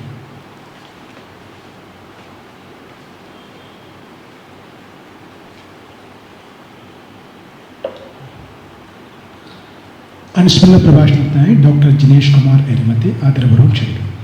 ബഹുമാനപ്പെട്ട അധ്യക്ഷൻ, ശ്രീ എം ഗോപാൽ, ഉദ്ഘാടനം ചെയ്ത ആദരണീയനായ ജസ്റ്റിസ് SS പഞ്ചാബകേശൻ,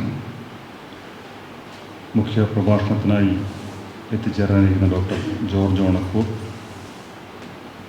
വേദിയിലുള്ള ബഹുമാന്യരെ, പ്രിയമുള്ളവരെ,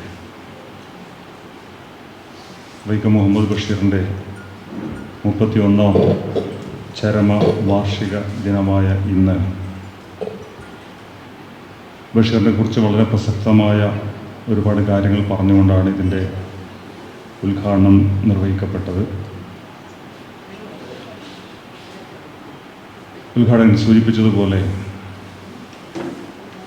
കേരളത്തിൽ ജ്ഞാനപീഠം കിട്ടിയ ഒരുപാട് എഴുത്തുകാരുണ്ട്.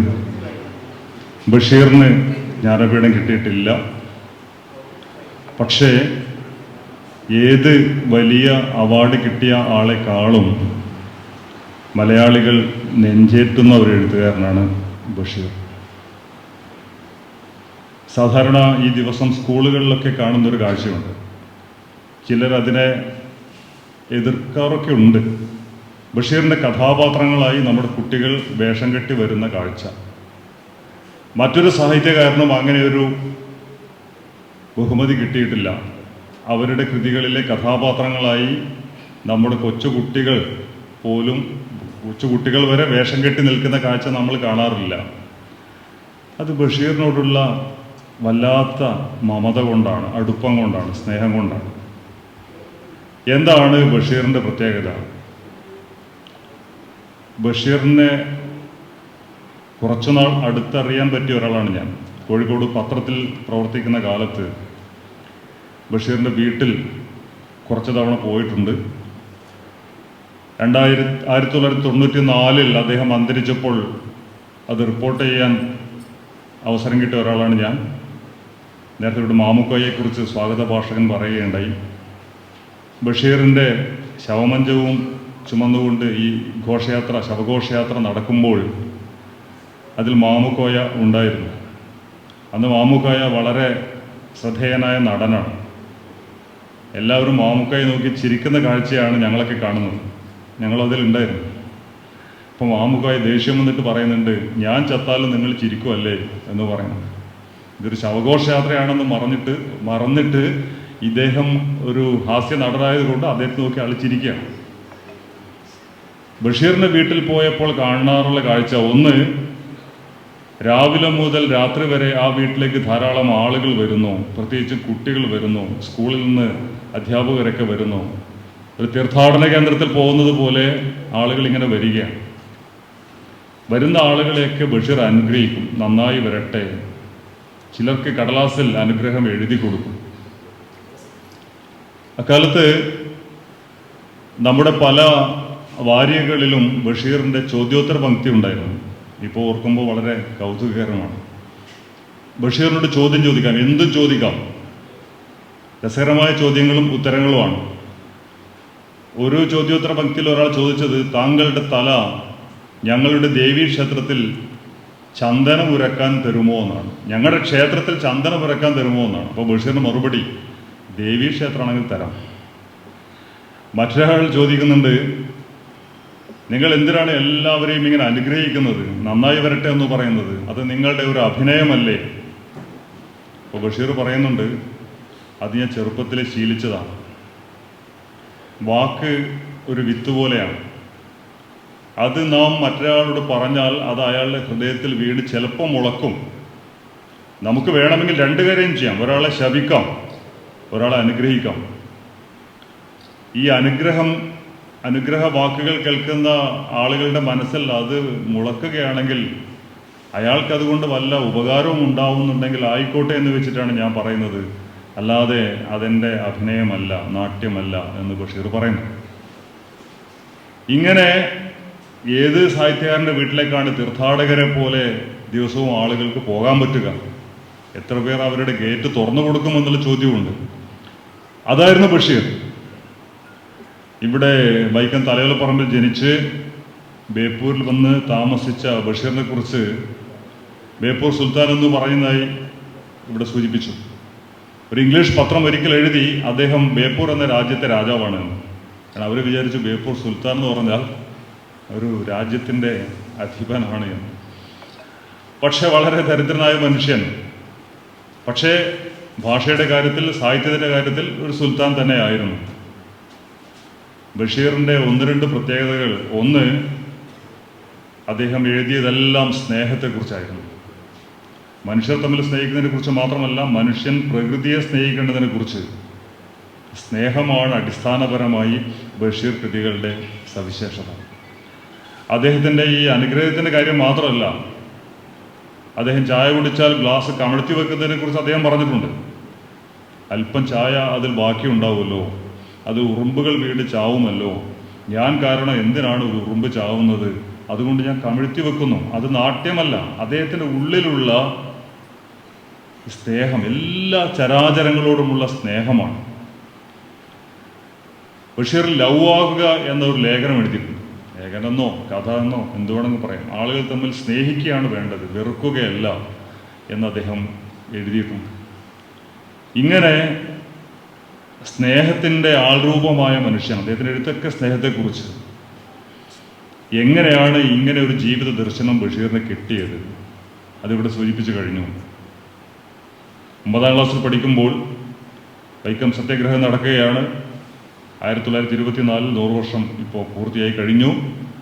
603 ദിവസം വൈക്കം ക്ഷേത്രത്തിന് മുന്നിൽ PWD റോഡിലൂടെ ഈ താണത് എന്ന് പറയപ്പെടുന്ന, അങ്ങനെ ഒരു താണജാതിയില്ല, ഉയർന്ന ജാതിയില്ല, പക്ഷെ അങ്ങനെ മുദ്ര കുത്തപ്പെട്ട ആളുകൾക്ക് നടക്കാൻ അവകാശത്തിന് വേണ്ടി നടന്ന വലിയ സമരം, ഗാന്ധിജി അതിൽ പങ്കെടുക്കാൻ വരുന്നു.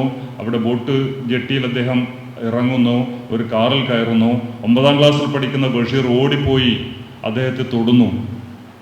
എന്നിട്ട് ഉമ്മയോട് പോയി പറയുന്നു, ഉമ്മ ഞാൻ ഗാന്ധിനെ തൊട്ടു. ഉമ്മക്കാരാണ് ഗാന്ധി എന്നറിയില്ല. ഉമ്മ വിചാരിക്കും എന്തോ ഒരു വൃത്തികെട്ട സാധനം തൊട്ടു എന്ന്.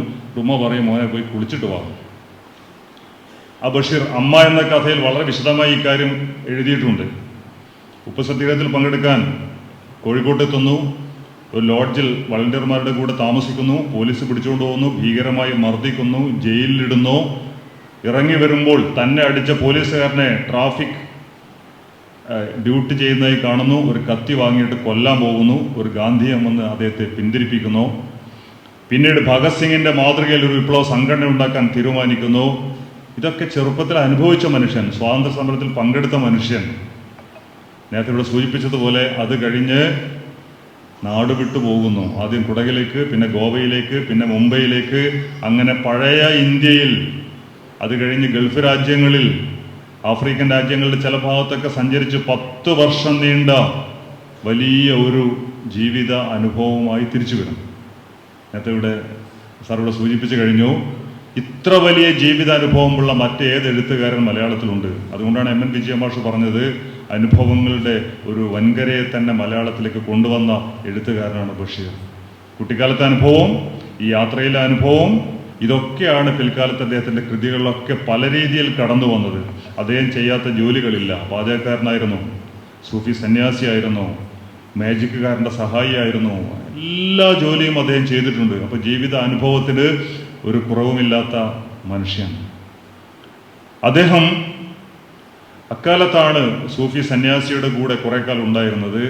പിൽക്കാലത്ത് അദ്ദേഹത്തിൻ്റെ എല്ലാ കൃതികളുടെയും സത്തയായി തീർന്നത് ഈ സൂഫിസമാണ്. സൂഫിസം നമുക്കറിയാം, ഇസ്ലാം മതത്തിലെ സന്യാസ ധാരയാണ്. സൂഫിസത്തിൻ്റെ ഏറ്റവും വലിയ പ്രത്യേകത അത് പ്രകൃതിയുമായി ഏറ്റവും ബന്ധപ്പെടുന്നതാണ്. സ്നേഹത്തിൻ്റെ ഏറ്റവും വലിയ ഒരു തത്വശാസ്ത്രം ആണ് അതിൻ്റെ പിന്നിലുള്ളത്. അപ്പോൾ ഈ സൂഫിസത്തിൻ്റെ കാഴ്ചപ്പാടിലൂടെ അദ്ദേഹം കാര്യങ്ങൾ അവതരിപ്പിച്ചിരുന്നു. അതിനെക്കുറിച്ച് ഒരുപാട് പഠനങ്ങളൊക്കെ ഉണ്ടായിട്ടുണ്ട്. ഒരു കാലത്ത് അദ്ദേഹം അതിശക്തമായി മതത്തെ വിമർശിച്ചിരുന്നു, ദൈവത്തെ വിമർശിച്ചിരുന്നു. അനർഘ നിമിഷം എന്ന സമാഹാരത്തിലെ കഥകൾ വായിച്ചു നോക്കുക, എത്ര ശക്തമായിട്ടാണ് വിമർശനമൊക്കെ ഉന്നയിക്കുന്നത്. അതിൽ മുഴുവൻ ഈ സൂഫിസത്തിൻ്റെ പല ധാരകൾ കാണാൻ പറ്റും. അനർഘ നിമിഷം എന്ന കൊച്ചു കഥ തന്നെ നോക്കുക. നീയും ഞാനും എന്ന യാഥാർത്ഥ്യത്തിൽ നിന്ന് ഒടുവിൽ നീ മാത്രമായി അവശേഷിക്കാൻ പോകുന്നു. ഞാൻ ഇല്ലാതാവുന്നു, ഞാൻ മരിക്കാൻ പോകുന്നു. മരിക്കുന്നതിന് തൊട്ടും ഒരാൾ ചിന്തിക്കുകയാണ്, ആരാണ് നീ? ആ നീ മറ്റാരുമല്ല, അത് ഈ പ്രകൃതി തന്നെയാണ്. അപ്പോൾ പ്രകൃതിയുടെ നിലനിൽക്കും, നമ്മൾ പ്രകൃതിയുടെ ചെറിയ അംശം മാത്രമാണ്, നമ്മൾ ഇല്ലാതാവും. അങ്ങനെ വളരെ കാവ്യാത്മകമായി ഈ സൂഫിസം അവതരിപ്പിക്കുന്ന ഒരുപാട് കഥകൾ അദ്ദേഹം എഴുതിയിട്ടുണ്ട്. എന്തിനാണ് ബഷീർ സാഹിത്യരംഗത്തേക്ക് വന്നത്? അദ്ദേഹം തന്നെ പറയുന്നുണ്ട്, ആദ്യമായി ഞാൻ എഴുതിയ കഥ തങ്കം.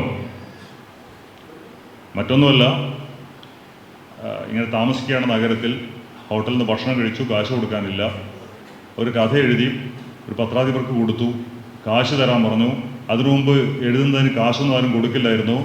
ഞാൻ ചോദിച്ചു വാങ്ങി, കാശ് എനിക്ക് തരണ്ട, ആ ഹോട്ടലിൽ കൊടുത്താൽ മതി എന്ന് പറഞ്ഞു. അങ്ങനെ ഞാൻ ഭക്ഷണം കൊടുത്ത കാശ് ആദ്യത്തെ പ്രതിഫലമായിരുന്നു. കാശിന് വേണ്ടിയാണ് എഴുതിയത്. സാഹിത്യം മറ്റേത് ജോലിയും പോലെ ഒരു ജോലിയാണ് എന്ന് തിരിച്ചറിഞ്ഞ് ആ ജോലി ചെയ്ത മനുഷ്യനാണ്.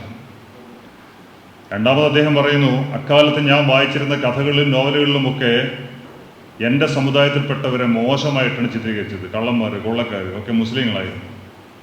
ഞാൻ നോക്കുമ്പോൾ എൻ്റെ കുടുംബത്തിൽ അങ്ങനെയുള്ള ആരുമില്ല. അപ്പോൾ അവരൊക്കെ പാവപ്പെട്ട മനുഷ്യരാണ്, ജീവിക്കാൻ പ്രയാസപ്പെടുന്ന ആളുകളാണ്, സത്യസന്ധരാണ്. അതുകൊണ്ട് എൻ്റെ കുടുംബത്തിലെ ഈ നല്ല മനുഷ്യരെക്കുറിച്ച് എഴുതണമെന്ന് എനിക്ക് തോന്നി. അതിനെക്കുറിച്ച് എഴുതാൻ അന്നാരും ഉണ്ടായിരുന്നില്ല.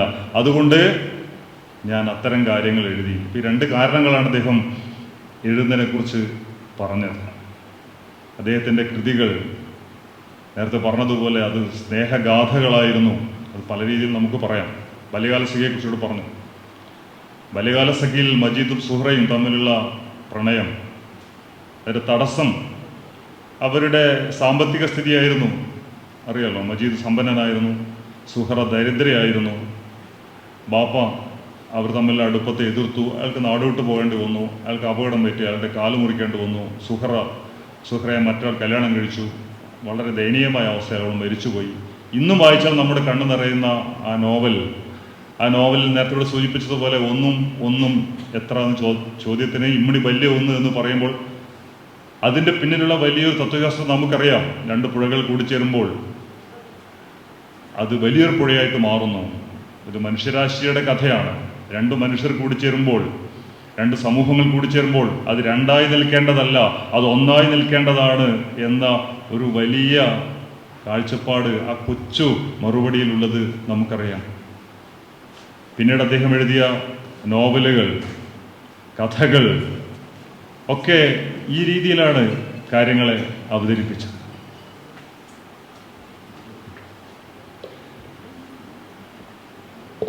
ബഷീറിൻ്റെ ലവ്വാകുക എന്ന ലേഖനത്തെക്കുറിച്ച് സൂചിപ്പിച്ചാൽ മനുഷ്യർ തമ്മിലുള്ള സ്നേഹബന്ധത്തെക്കുറിച്ച് നേരത്തെ ഇവിടെ ഉദ്ഘാടകൻ പറഞ്ഞതുപോലെ ഇവിടെ ദരിദ്രനായ മനുഷ്യൻ എന്താണ് ജീവിതത്തിൽ നമ്മൾ ഓർക്കുന്ന അനുഭവം എന്ന് ചോദിച്ചാൽ അത് സന്തോഷമല്ല. നമ്മുടെ പിറന്നാളിന് നമ്മൾ നന്നായി ഭക്ഷണം കഴിച്ചു, നന്നായി കേക്ക് മുറിച്ചു, അതൊരിക്കലും നമ്മൾ ഓർക്കില്ല. പക്ഷേ ഒരു പിറന്നാൾ ദിവസം നമുക്ക് ഭക്ഷണമില്ല, പട്ടിണി കിടക്കുന്നു, മറ്റൊരാളുടെ മുറിയിൽ കയറി ഭക്ഷണം മോഷ്ടിക്കേണ്ടി വരുന്നു, അതൊരിക്കലും നമ്മൾ മറക്കില്ല. ജന്മദിനം എന്ന കഥ വായിച്ച എല്ലാവർക്കും അറിയാം. അത്തരം അനുഭവങ്ങൾ അദ്ദേഹം അവതരിപ്പിക്കുന്നു.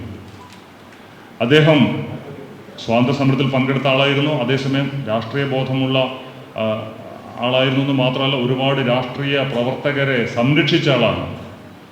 പി കൃഷ്ണപിള്ള തൻ്റെ മുറിയിൽ വന്നതിനെക്കുറിച്ച് അദ്ദേഹം എഴുതിയ കഥ നിങ്ങൾ വായിച്ചിട്ടുണ്ടോ? രാത്രിയിൽ തൻ്റെ നാട്ടുകാരനായ ചെറുപ്പക്കാരൻ വരുന്നു. ബഷീറും കൃഷ്ണപിള്ളയും ഒരേ നാട്ടുകാരായിരുന്നുവല്ലോ. അവിടെ പായ വിരിച്ച് കിടന്നുറങ്ങുന്നു. രാവിലെ ഇയാളെ കാണുന്നില്ല. അപ്പോൾ എൻ്റെ ഷർട്ടുമായി അയാൾ പോയിരുന്നു. കാരണം കൃഷ്ണപിള്ളയ്ക്ക് വേറെ ഷർട്ടില്ലായിരുന്നു. കെ സി ജോർജ് തെരുവിൽ താമസിക്കാൻ സ്ഥലമില്ലാതെ അലയുന്ന കെ സി ജോർജിനെ തൻ്റെ മുറിയിൽ താമസിപ്പിക്കുന്നു. അപ്പോൾ കെ സി ജോർജിൻ്റെ സുഹൃത്തുക്കളൊക്കെ അവിടെ വരുന്നു. അപ്പോൾ സി പി രാമസ്വാമി പറയുന്നു, ഈ കമ്മ്യൂണിസ്റ്റുകാരൊക്കെ ഒളിക്കുന്നത് എറണാകുളത്തെ ഒരു മാളത്തിലാണ്, കമ്മ്യൂണിസ്റ്റ് ഡൻ ആണെന്ന് പറയുന്നു. പോലീസ് അവിടെ വളയുന്നു. കെ സി ജോർജ് ഓടി രക്ഷപ്പെടുന്നു. പക്ഷേ കെ സി ജോർജിൻ്റെ പുസ്തകങ്ങൾ, ഈ കമ്മ്യൂണിസ്റ്റ് പുസ്തകങ്ങൾ ആ മുറിയിലുണ്ടായിരുന്നു. പോലീസ് വന്ന് ആ മുറി പരിശോധിക്കുമ്പോഴേക്കും ബഷീർ തന്ത്രത്തിൽ ആ പുസ്തകം അവിടെ നിന്ന് മാറ്റിയിരുന്നു. അപ്പം ഇങ്ങനെ സ്വന്തം നിലക്ക് ഈ കോൺഗ്രസ്സുകാരെ ആണെങ്കിലും കമ്മ്യൂണിസ്റ്റുകാരെ ആണെങ്കിലും ഒക്കെ രക്ഷിച്ച ഒരുപാട് കഥകളും ബഷീറിൻ്റെ ജീവിതത്തിൽ ഉണ്ട്. അദ്ദേഹത്തിൻ്റെ നോവലുകളിലേക്ക് വരികയാണെങ്കിൽ നേരത്തെ ഇവിടെ ഒരുപാട് നോവലുകളെ കുറിച്ച് സൂചിപ്പിക്കുകയുണ്ടായി. എൻ്റെ ഉപ്പുപ്പാക്കർ ആനയുണ്ടാകും. ആ നോവലിന് പല സവിശേഷതയുണ്ട്. ആറി ആഷർ അത് ഇംഗ്ലീഷിലേക്ക് തർജ്ജമ ചെയ്യാൻ ശ്രമിച്ചല്ല ചെയ്തിട്ടുണ്ട്. കഥ നമുക്കറിയാം. എൻ്റെ ഉപ്പുപ്പാക്കർ ആനയുണ്ടാകുന്നു, എങ്ങനെയാണ് ഇംഗ്ലീഷിലേക്ക് ആക്കേണ്ടതെന്ന് ആഷറിന് എത്ര ആലോചിച്ചിട്ടും മനസ്സിലാവുന്നില്ല. കാരണം എൻ്റെ മുത്തച്ഛൻ ഒരു ആന ഉണ്ടായിരുന്നു എന്നാണെങ്കിൽ വളരെ എളുപ്പമായിരുന്നു. My grand father had an elephant എന്ന് പറഞ്ഞാൽ മതിയായിരുന്നു. എൻ്റെ ഉപ്പുപ്പാക്കർ ആന ഉണ്ടായിരുന്നു എന്നുള്ളത് എങ്ങനെയാണ് ഇംഗ്ലീഷിലേക്ക് തർജ്ജമ ചെയ്യുക? സാധാരണ പറയാറുണ്ട്, തർജ്ജമ ചെയ്യുമ്പോൾ അതിൻ്റെ കൾച്ചർ, അതിൻ്റെ സംസ്കാരം നഷ്ടപ്പെടും, അതിൻ്റെ സാംസ്കാരിക അന്തരീക്ഷം നഷ്ടപ്പെടും. അവസാനം ഒരു രക്ഷയില്ലാതെ my grandad had an elephant എന്ന് പറഞ്ഞ് ഒപ്പിച്ച കഥ നമുക്കറിയാം. എൻ്റെ പൊന്നുംകുടമേ എന്നുള്ളത് ഓ മൈ ഗോൾഡൻ പോട്ട് എന്ന് എഴുതാൻ പറ്റില്ലല്ലോ. ഇങ്ങനെയുള്ള തനി പ്രാദേശികമായ നമുക്ക് മാത്രം മനസ്സിലാവുന്ന, ഒരുപക്ഷെ ആ നാട്ടുകാർക്ക് മാത്രം മനസ്സിലാവുന്ന ബഷീറിൻ്റെ ഭാഷ അത് മറ്റൊന്നിലേക്ക് തർജ്ജമ ചെയ്യാൻ വളരെ പ്രയാസമാണ്. എന്നാലും ആഷർ വളരെ കഷ്ടപ്പെട്ട് അതൊക്കെ ചെയ്തിട്ടുണ്ട്. വളരെ സന്തോഷം. ഉപ്പുപ്പാക്കർ ആന ഉണ്ടായിരുന്നു എന്ന നോവലിൽ ഇസ്ലാം മതത്തിനകത്ത് നടക്കേണ്ടുന്ന നവോത്ഥാനത്തെക്കുറിച്ച്, അടഞ്ഞു പോയ ഒരു സമൂഹത്തെ എങ്ങനെയാണ് വെളിച്ചത്തിൽ കൊണ്ടുവരേണ്ടതെന്നതിനെക്കുറിച്ച് പറയുന്നുണ്ടല്ലോ. ഈ പൊങ്ങച്ചം പറഞ്ഞ് ഉപ്പുപ്പാക്കർ ആന ഉണ്ടായിരുന്നതെന്ന് പറഞ്ഞ് നടക്കുന്ന കുഞ്ഞുതാച്ചുമ്മ, മതകാര്യങ്ങൾ മാത്രം അറിയുന്ന, മറ്റൊന്നും അറിയാത്ത, മറ്റൊരു സമൂഹവുമായും ബന്ധമില്ലാത്ത മനുഷ്യർ, അവരുടെയൊക്കെ കഥ അതിൽ വരുന്നുണ്ട്. അവസാനം ജിന്ന് ബാധിച്ചു എന്ന് പറഞ്ഞ് പാവം കുഞ്ഞുപാത്തുമ്മയെ ഈ മുറിയിൽ അടച്ചിട്ട് ഭീകരമായി ഈ മുസലിയാർ ഇയാൾ വന്ന് മർദ്ദിക്കുമ്പോൾ നിസാർ അഹമ്മദിൻ്റെ ബാപ്പ വന്ന് വാതിൽ ചവിട്ടി തുറക്കുമ്പോൾ പറയുന്ന ഒരു വാക്യമുണ്ടല്ലോ, വെളിച്ചത്തിന് എന്തൊരു വെളിച്ചം എന്ന് പറയുന്നത്. ഒരുപാട് ചർച്ച ചെയ്ത വിഷയമാണ്, ഇത് ആവർത്തിക്കുന്നില്ല. രണ്ട് വാക്കുകൾ ആവർത്തിച്ചപ്പോൾ അതിന് കിട്ടുന്ന ഒരു ശക്തി, അതിൻ്റെ ഒരു സൗന്ദര്യം തീർച്ചയായും നവോത്ഥാനത്തിൻ്റെ വെളിച്ചമാണത്. നേരത്തെ പറഞ്ഞതുപോലെ വൈക്കം സത്യാഗ്രഹത്തിൻ്റെ, അതുപോലെ സ്വാതന്ത്ര്യ സമരത്തിൻ്റെ ഒക്കെ പാരമ്പര്യം ഉള്ള ഒരു നാട്ടിൽ നിന്ന് വന്ന മനുഷ്യൻ, പല രീതിയിൽ അതിലൊക്കെ പങ്കെടുത്തൊരു മനുഷ്യൻ്റെ മനസ്സിലുള്ള ഒരു ലോകബോധമാണ്, അദ്ദേഹത്തിൻ്റെ മനസ്സിലുള്ള ഒരു സമത്വബോധം, സ്വാതന്ത്ര്യബോധം ഒക്കെയാണ് ആ നോവൽ വരുന്നത് നമുക്കറിയാം. അവസാനം കല്യാണം കഴിഞ്ഞിട്ട് നിസാർ അഹമ്മദ് കുഞ്ഞുപാത്തുമ്മയോട് പറയുന്നുണ്ട്, സാരിയൊക്കെ ഉടുപ്പിച്ച് ആ പരമ്പരാഗത വേഷമൊക്കെ മാറ്റി ഇവൾ വരുമ്പോൾ പറയുന്നുണ്ട്, തല നിവർത്തിപ്പിടിച്ച് നടക്കണം. അത് ആ മുസ്ലിം സമുദായത്തോട്, മുസ്ലിം സ്ത്രീകളോട് ഒക്കെയുള്ള ആഹ്വാനമായിരുന്നു, തല നിവർത്തിപ്പിടിച്ച് നടക്കണം. അടുക്കളയിൽ നിന്ന് അരങ്ങത്തേക്ക് എന്ന നാടകത്തിൽ വി.ടി. ഭട്ടതിരിപ്പാട് പറഞ്ഞത് മറ്റൊരു തരത്തിൽ ഇതിൽ കാണാം. രണ്ട് കൃതികളുടെയും അവസാനം ഏതാണ്ട് ഒരേപോലെയാണെന്ന് നമുക്കറിയാം. തീർച്ചയായും ഈ രീതിയിൽ നേരത്തെ ഇവിടെ സൂചിപ്പിച്ചതുപോലെ സാമൂഹ്യ പരിഷ്കരണത്തിന് വേണ്ടി ബഷീർ നടത്തിയ ശ്രമങ്ങൾ ഞാൻ നീട്ടുന്നില്ല, ജോർജ് ഓണക്കൂർ സാർ എത്തിയിരിക്കുന്നു. പ്രധാനമായി ഒന്ന് രണ്ട് കാര്യങ്ങൾ കൂടി പറഞ്ഞ് അവസാനിപ്പിക്കാം. എങ്ങനെയാണ് സ്നേഹം എന്ന സംഗതി ബഷീറിൻ്റെ കൃതികളിലൂടെ കടന്നു വരുന്നത്? ഇവിടെ മതിലുകളെക്കുറിച്ച് പറഞ്ഞു. ഒരിക്കലും കാണാത്ത നാരായണി, തൊട്ടപ്പുറം ജയിലിൻ്റെ മറ്റേ സ്ത്രീകളുടെ ഭാഗത്ത് കഴിയുന്ന നാരായണിയുമായി നടത്തുന്ന സംഭാഷണങ്ങൾ അവസാനം കാണാമെന്ന് പറഞ്ഞ ദിവസം അവളിങ്ങനെ കമ്പ് മേലോട്ടെറിയുമ്പോഴേക്കും ഇയാൾ വിടുന്ന ആ ഒരു ദൃശ്യം സിനിമയിൽ നമ്മൾ കണ്ടിട്ടുണ്ട്. ഒരു ഉണക്ക കമ്പ്, ആ സ്ത്രീയുടെ മുഖം എവിടെയും കാണിക്കുന്നില്ല, ഒരു ഉണക്ക കമ്പ് മതി സ്നേഹത്തിൻ്റെ അടയാളമായി, അല്ലാതെ ഈ തൊലിപ്പുറത്തെ സൗന്ദര്യമൊന്നും അല്ല സ്നേഹം എന്ന് പറയുന്നത് എന്നുള്ള ഏറ്റവും മഹത്തായ ഒരു ആശയം ഈ ഉയർന്നുകൊണ്ടിരിക്കുന്ന ഈ കമ്പിനെ നോക്കി അതിൻ്റെ ആ പ്രണയാർദ്രമായ ആ ഒരു അന്തരീക്ഷം, ആ വിരഹത്തിൻ്റെ അന്തരീക്ഷം അതൊക്കെ അവതരിപ്പിച്ച ബഷീർ തീർച്ചയായും അദ്ദേഹത്തിൻ്റെ ആ ഒരു ജീവിത കാഴ്ചപ്പാട് ആലോചിച്ച് നോക്കുക. അതുപോലെ നേരത്തെ പാത്തുമ്മയുടെ ആടിനെ കുറിച്ച് പറഞ്ഞു, മലയാള സഖിയെക്കുറിച്ച് പറഞ്ഞു. ഇത്തരത്തിലുള്ള പ്രേമലേഖനം അത് പറയേണ്ട കാര്യമില്ലല്ലോ, കേശവൻ നായരും സാറാമ്മയും അതിൽ അവതരിപ്പിക്കുന്ന ആ പ്രശ്നം ഇത്ര പ്രസക്തമായ കാര്യമാണെന്ന് ആലോചിച്ച് നോക്കുക. നമ്മൾ രണ്ട് മതക്കാരാണ്, നമ്മൾ കല്യാണം കഴിച്ച് എന്ത് സംഭവിക്കും? വ്യക്തികളുടെ കല്യാണത്തിൽ മതത്തിന് എന്ത് കാര്യം ചോദിക്കുന്നുണ്ടല്ലോ. അത് കഴിഞ്ഞ് കല്യാണം കഴിച്ചാൽ നമുക്കുണ്ടാകുന്ന കുട്ടികൾക്ക് എന്ത് പേരിടും? ഏത് പേരിട്ടാലും അത് ഏതെങ്കിലും മതത്തിൻ്റെതായിരിക്കും. ഇപ്പം പിന്നെ ഒരു പേരും ഇടാൻ പറ്റില്ല. നമ്മുടെ എല്ലാം പേര് തീർച്ചയായും ഏതെങ്കിലും ദൈവത്തിൻ്റെ പേര് തന്നെയാണ്. അതൊരിക്കലും വി.ടി. ഭട്ടതിരിപ്പാട് അദ്ദേഹത്തിൻ്റെ ആത്മകഥ കർമ്മവിഭാഗം എന്ന ആത്മകഥയിൽ അദ്ദേഹത്തിൻ്റെ അച്ഛൻ പറയുന്നുണ്ട്, എല്ലാ മനുഷ്യരും ദൈവത്തിൻ്റെ അംശാവതാരങ്ങളല്ലേ എന്ന് ചോദിക്കുന്നുണ്ട്. അതുപോലെ നമ്മളെല്ലാം ദൈവത്തിൻ്റെ അംശാവതാരങ്ങളാണ് എന്നത് ഈ പഴയകാലത്തെ നവോത്ഥാന കാലത്തെ ആളുകളുടെ ഒരു കാഴ്ചപ്പാടായിരുന്നു. അതുകൊണ്ട് നമ്മുടെ എല്ലാം പേര് ഏതെങ്കിലും ദൈവത്തിൻ്റെ പേരാണ്. ഇപ്പോൾ അതൊന്നും ഇടാൻ പറ്റില്ല എന്നൊരു സാഹചര്യം വന്നിരിക്കുകയാണ്. ബഷീർ പറഞ്ഞത് വളരെ കൃത്യമാണ്, പേരിടാൻ പറ്റില്ല അന്ന്. കാരണം ഏതെങ്കിലും ഒരു മതത്തിൻ്റെ പേരായി പോകും, ഇപ്പോൾ ആണെങ്കിൽ ഏതെങ്കിലും ദൈവത്തിൻ്റെ പേരായി പോകും. അവസാനം ഭൂമിയിലുള്ള ഒരു പേരും വേണ്ട, നറുക്കിട്ട് കിട്ടുന്നത് മിഠായി ആകാശം. അവസാനം ആകാശം മിഠായി എന്ന് പേരിടാൻ തീരുമാനിക്കും. ഭൂമിയിലുള്ള ഒരു പേരും ചേരാത്ത ഈ വളരെ മതനിരപേക്ഷമായൊരു പേര്, അത് ആകാശത്ത് നിന്ന് മാത്രമേ കിട്ടൂ, അങ്ങനെ ഒരു മധുരിക്കുന്ന പേര് എന്നൊക്കെയുള്ള ആശയം ചെറിയ കാര്യമാണെങ്കിൽ ലളിതമാണെന്ന് തോന്നുമെങ്കിലും അതിൻ്റെ പിന്നിലുള്ള വലിയൊരു കാഴ്ചപ്പാട് നമ്മൾ ആലോചിച്ച് നോക്കാം. ഇങ്ങനെ മനുഷ്യസ്നേഹം, നേരത്തെ പറഞ്ഞതുപോലെ ഉറുമ്പിനെ പോലും സ്നേഹിക്കാനുള്ള അദ്ദേഹത്തിൻ്റെ മനസ്സ്, പ്രകൃതിയോടുള്ള സ്നേഹം, അത് സൂഫിസത്തിൽ ഏറ്റവും പ്രധാനപ്പെട്ട ഒന്നാണ്. പാത്തുമ്മയുടെ ആട് എന്ന നോവലിൻ്റെ തലക്കെട്ട് തന്നെ മനുഷ്യനല്ല പ്രാധാന്യം കൊടുക്കുന്ന ആടിനാണ്. പാത്തുമ്മയുടെ ആട് എന്നാണ്, ആടിൻ്റെ പാത്തുമ്മ എന്നല്ല പേര് കൊടുത്തിരിക്കുന്നത്. അതിലെ കഥാപാത്രങ്ങൾ പാത്തുമ്മ മാത്രമല്ല, അതിൽ ആടുണ്ട്, ചാമ്പമരമുണ്ട്, കോഴിയുണ്ട്, കാക്കയുണ്ട്. ഇതെല്ലാം ചേർന്ന ജീവിതം.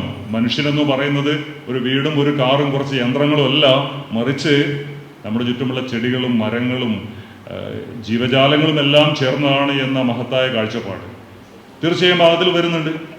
പിന്നെ വളരെ മനോഹരമായ ഒരു കഥ, തേന്മാവ്, കൊച്ചു കഥ.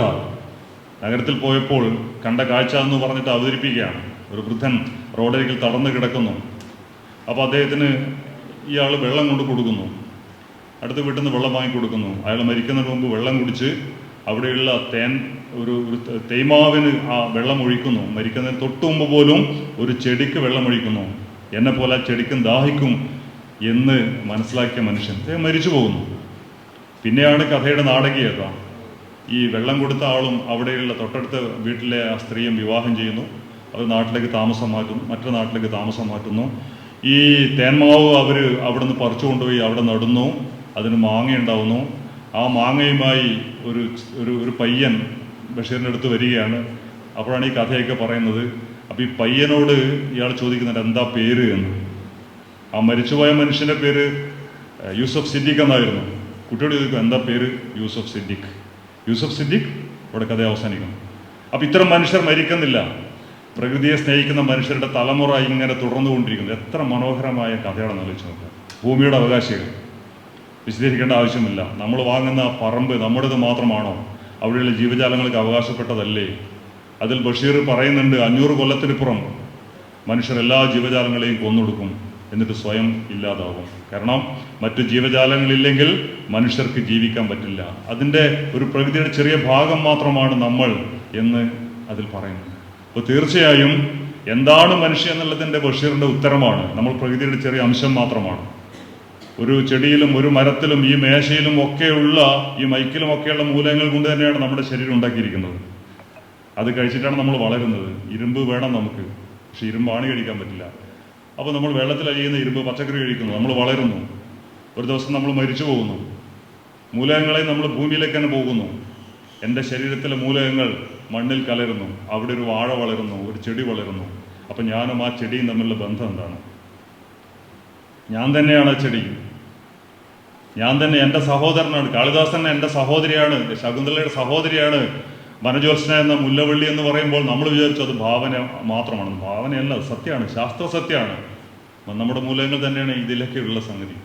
അപ്പോൾ ഇത്തരത്തിലുള്ള വലിയ കാര്യങ്ങൾ, വലിയ ദർശനങ്ങൾ എങ്ങനെയാണ് ബഷീർ അദ്ദേഹത്തിൻ്റെ ഇത്തരം രചനകളിലൂടെ കൊണ്ടുവന്നത് എന്ന് തീർച്ചയായും നമ്മൾ വീണ്ടും ചർച്ച ചെയ്യേണ്ടതാണ്.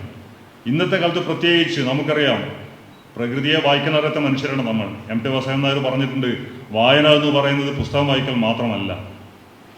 എൻ്റെ നാട്ടിലെ സാധാരണ മത്സ്യത്തൊഴിലാളികൾക്ക് അറിയാമായിരുന്നു കടലിൽ നിന്നൊരു ആല പുഴയിലേക്ക് കടന്നു വരുമ്പോൾ അതിൻ്റെ പിന്നിൽ ഏത് മത്സ്യക്കൂട്ടമാണ് ഉള്ളത് എന്ന് എം.ടി. പറയുന്നുണ്ട്.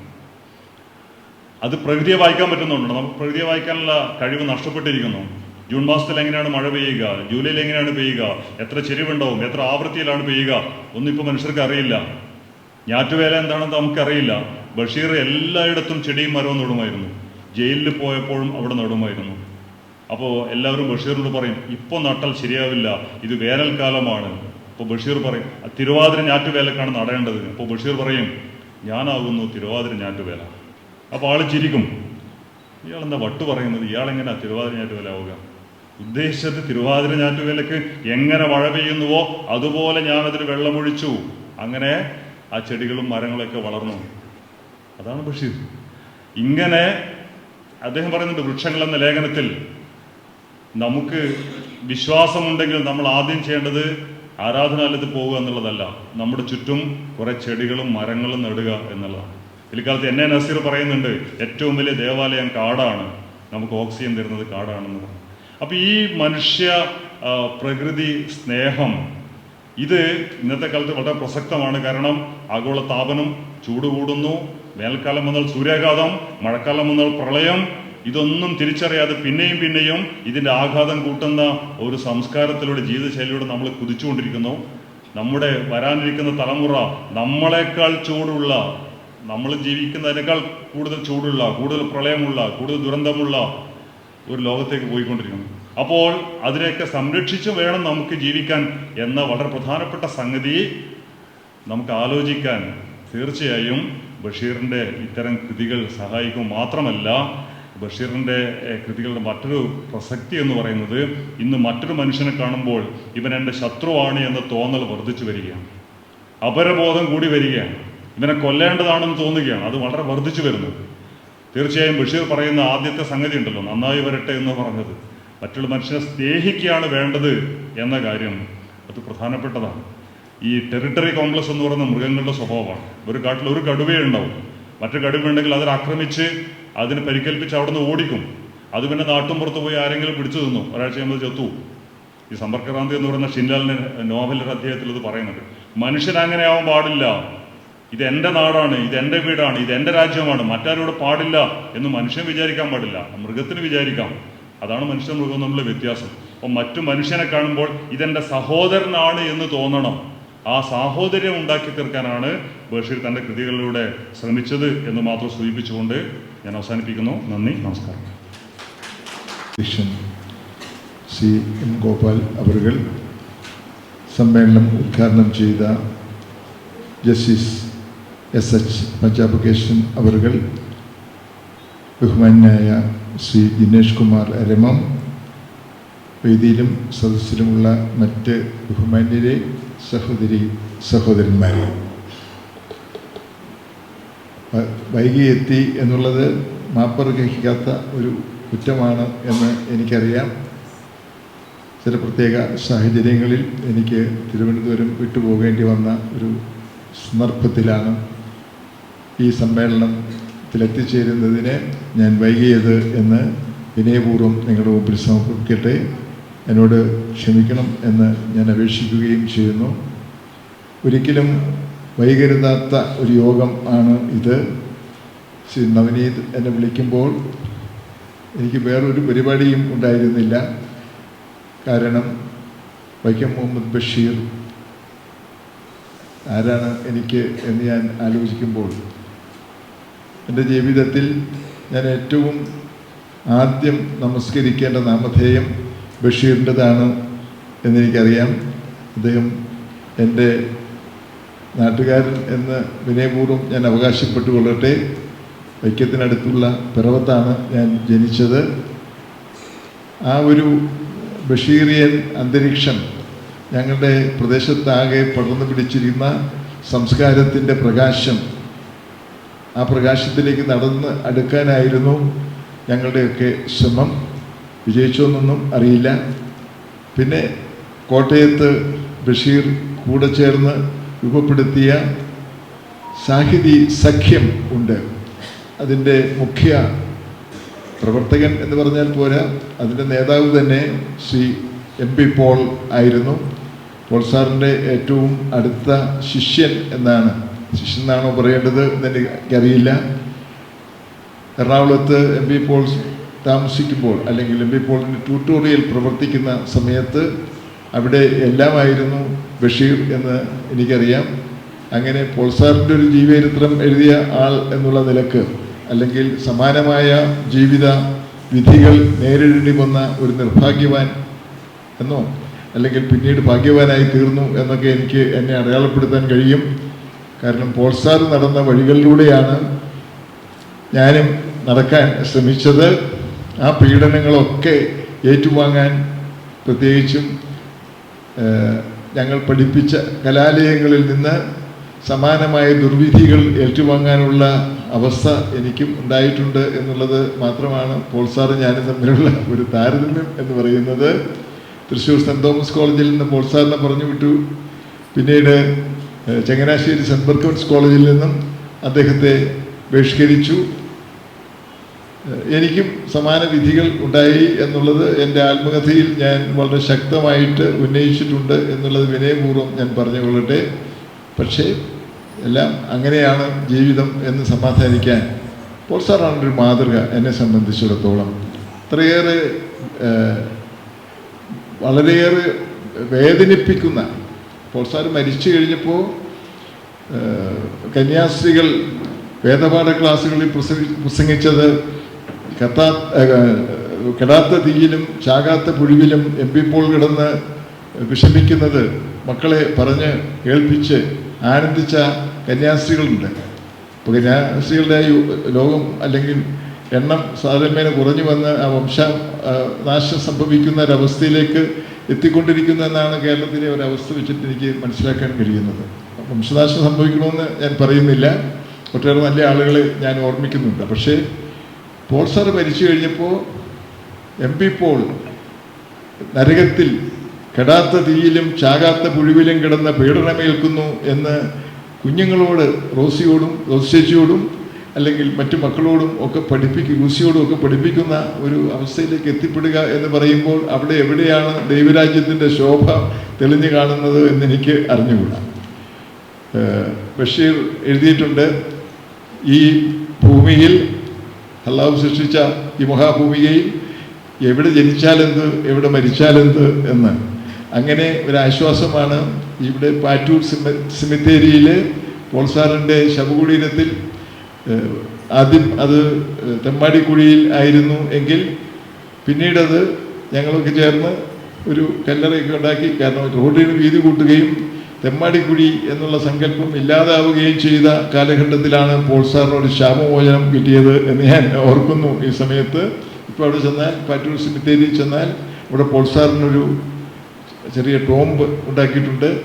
സാനുമാഷും റോസ് ചേച്ചിയും വന്ന് തിരുവനന്തപുരത്ത് ഞാനും കൂടി ചേർന്നിട്ട് ഉണ്ടാക്കിയ ഒരു സ്മാരക സ്തംഭം ആണ് അത് എന്നുള്ളത് വിനയപൂർവ്വം അവസരത്തിൽ ഓർമ്മിക്കുന്നു. അത് പറയാനല്ല ഞാൻ നിന്നത്.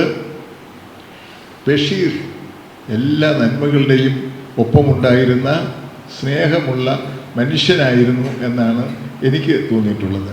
ഞാൻ എറണാകുളത്ത് പഠിക്കുന്ന സമയത്താണ്, എറണാകുളത്ത് പഠിക്കുന്നില്ല, അതെ സ്കൂളിൽ പഠിക്കുകയാണ്, കോളേജിലെത്തിയിട്ടില്ല, പഠിക്കുന്ന സമയത്താണ് വൈക്കം മുഹമ്മദ് ബഷീറിനെ ആദ്യമായിട്ട് കാണുന്നത്. ജെട്ടിയിൽ, എറണാകുളം ബോട്ട് ജെട്ടിയിൽ ബഷീർസ് ബുക്ക് സ്റ്റോൾ എന്നൊരു സംഭവം ഉണ്ടായിരുന്നു. ബഷീറിൻ്റെ ഒരു ബുക്ക് സ്റ്റോളാണ്.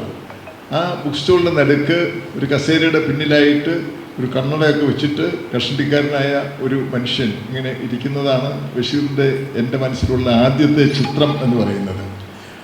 സന്ദർഭവശാൽ ആ ബുക്ക് സ്റ്റോളിൽ ചെന്ന് ഇങ്ങനെ നോക്കിയപ്പോൾ ബഷീറിനെ കണ്ടു. കാരണം ബാല്യകാല സഖിയും അല്ലെങ്കിൽ എൻ്റെ ഉപ്പൂപ്പൊക്കെ രാന ഉണ്ടായിരുന്നൊക്കെ വായിച്ച അനുഭവ സംസ്കാരവുമായിട്ടാണ് എറണാകുളത്ത് ചെല്ലുന്നത്. ബഷീറിനെ കാണാൻ വേണ്ടി അവിടെ ചെന്നു. ഞാനിങ്ങനെ പുസ്തകങ്ങളൊക്കെ മറിച്ച് നോക്കിക്കൊണ്ട് നിൽക്കുമ്പോൾ ഒച്ച കനത്ത ഒരു ശബ്ദം എടാ എന്ന് വിളിച്ചു. ഞാൻ ഞെട്ടിത്തെറിച്ച് നോക്കിയപ്പോൾ അത് എന്നെ തന്നെയാണ് എന്നെനിക്ക് മനസ്സിലായി. ആദ്യമായിട്ട് എന്നെ ബഷീർ സംബോധന ചെയ്തത് എടാ എന്നാണ്. ഞാൻ ഞെട്ടി കൈകൊണ്ട് കാണിച്ചു, വരാൻ പറഞ്ഞു. അടുത്തേക്ക് വന്നു. എന്താണ് സംഭവിക്കാൻ പോകുന്നതെന്നുള്ള ആശങ്കയോട് കൂടിയിട്ടാണ് ബഷീറിന് മുമ്പിൽ ചെന്ന് നിന്നത്, ഒരു കുറ്റവാളിയുടെ സ്വഭാവത്തിൽ, ഭാവത്തിൽ. എന്നോട് ബഷീർ ചോദിച്ചു, നിനക്ക് പുസ്തകം വേണോ എന്ന് ചോദിച്ചു.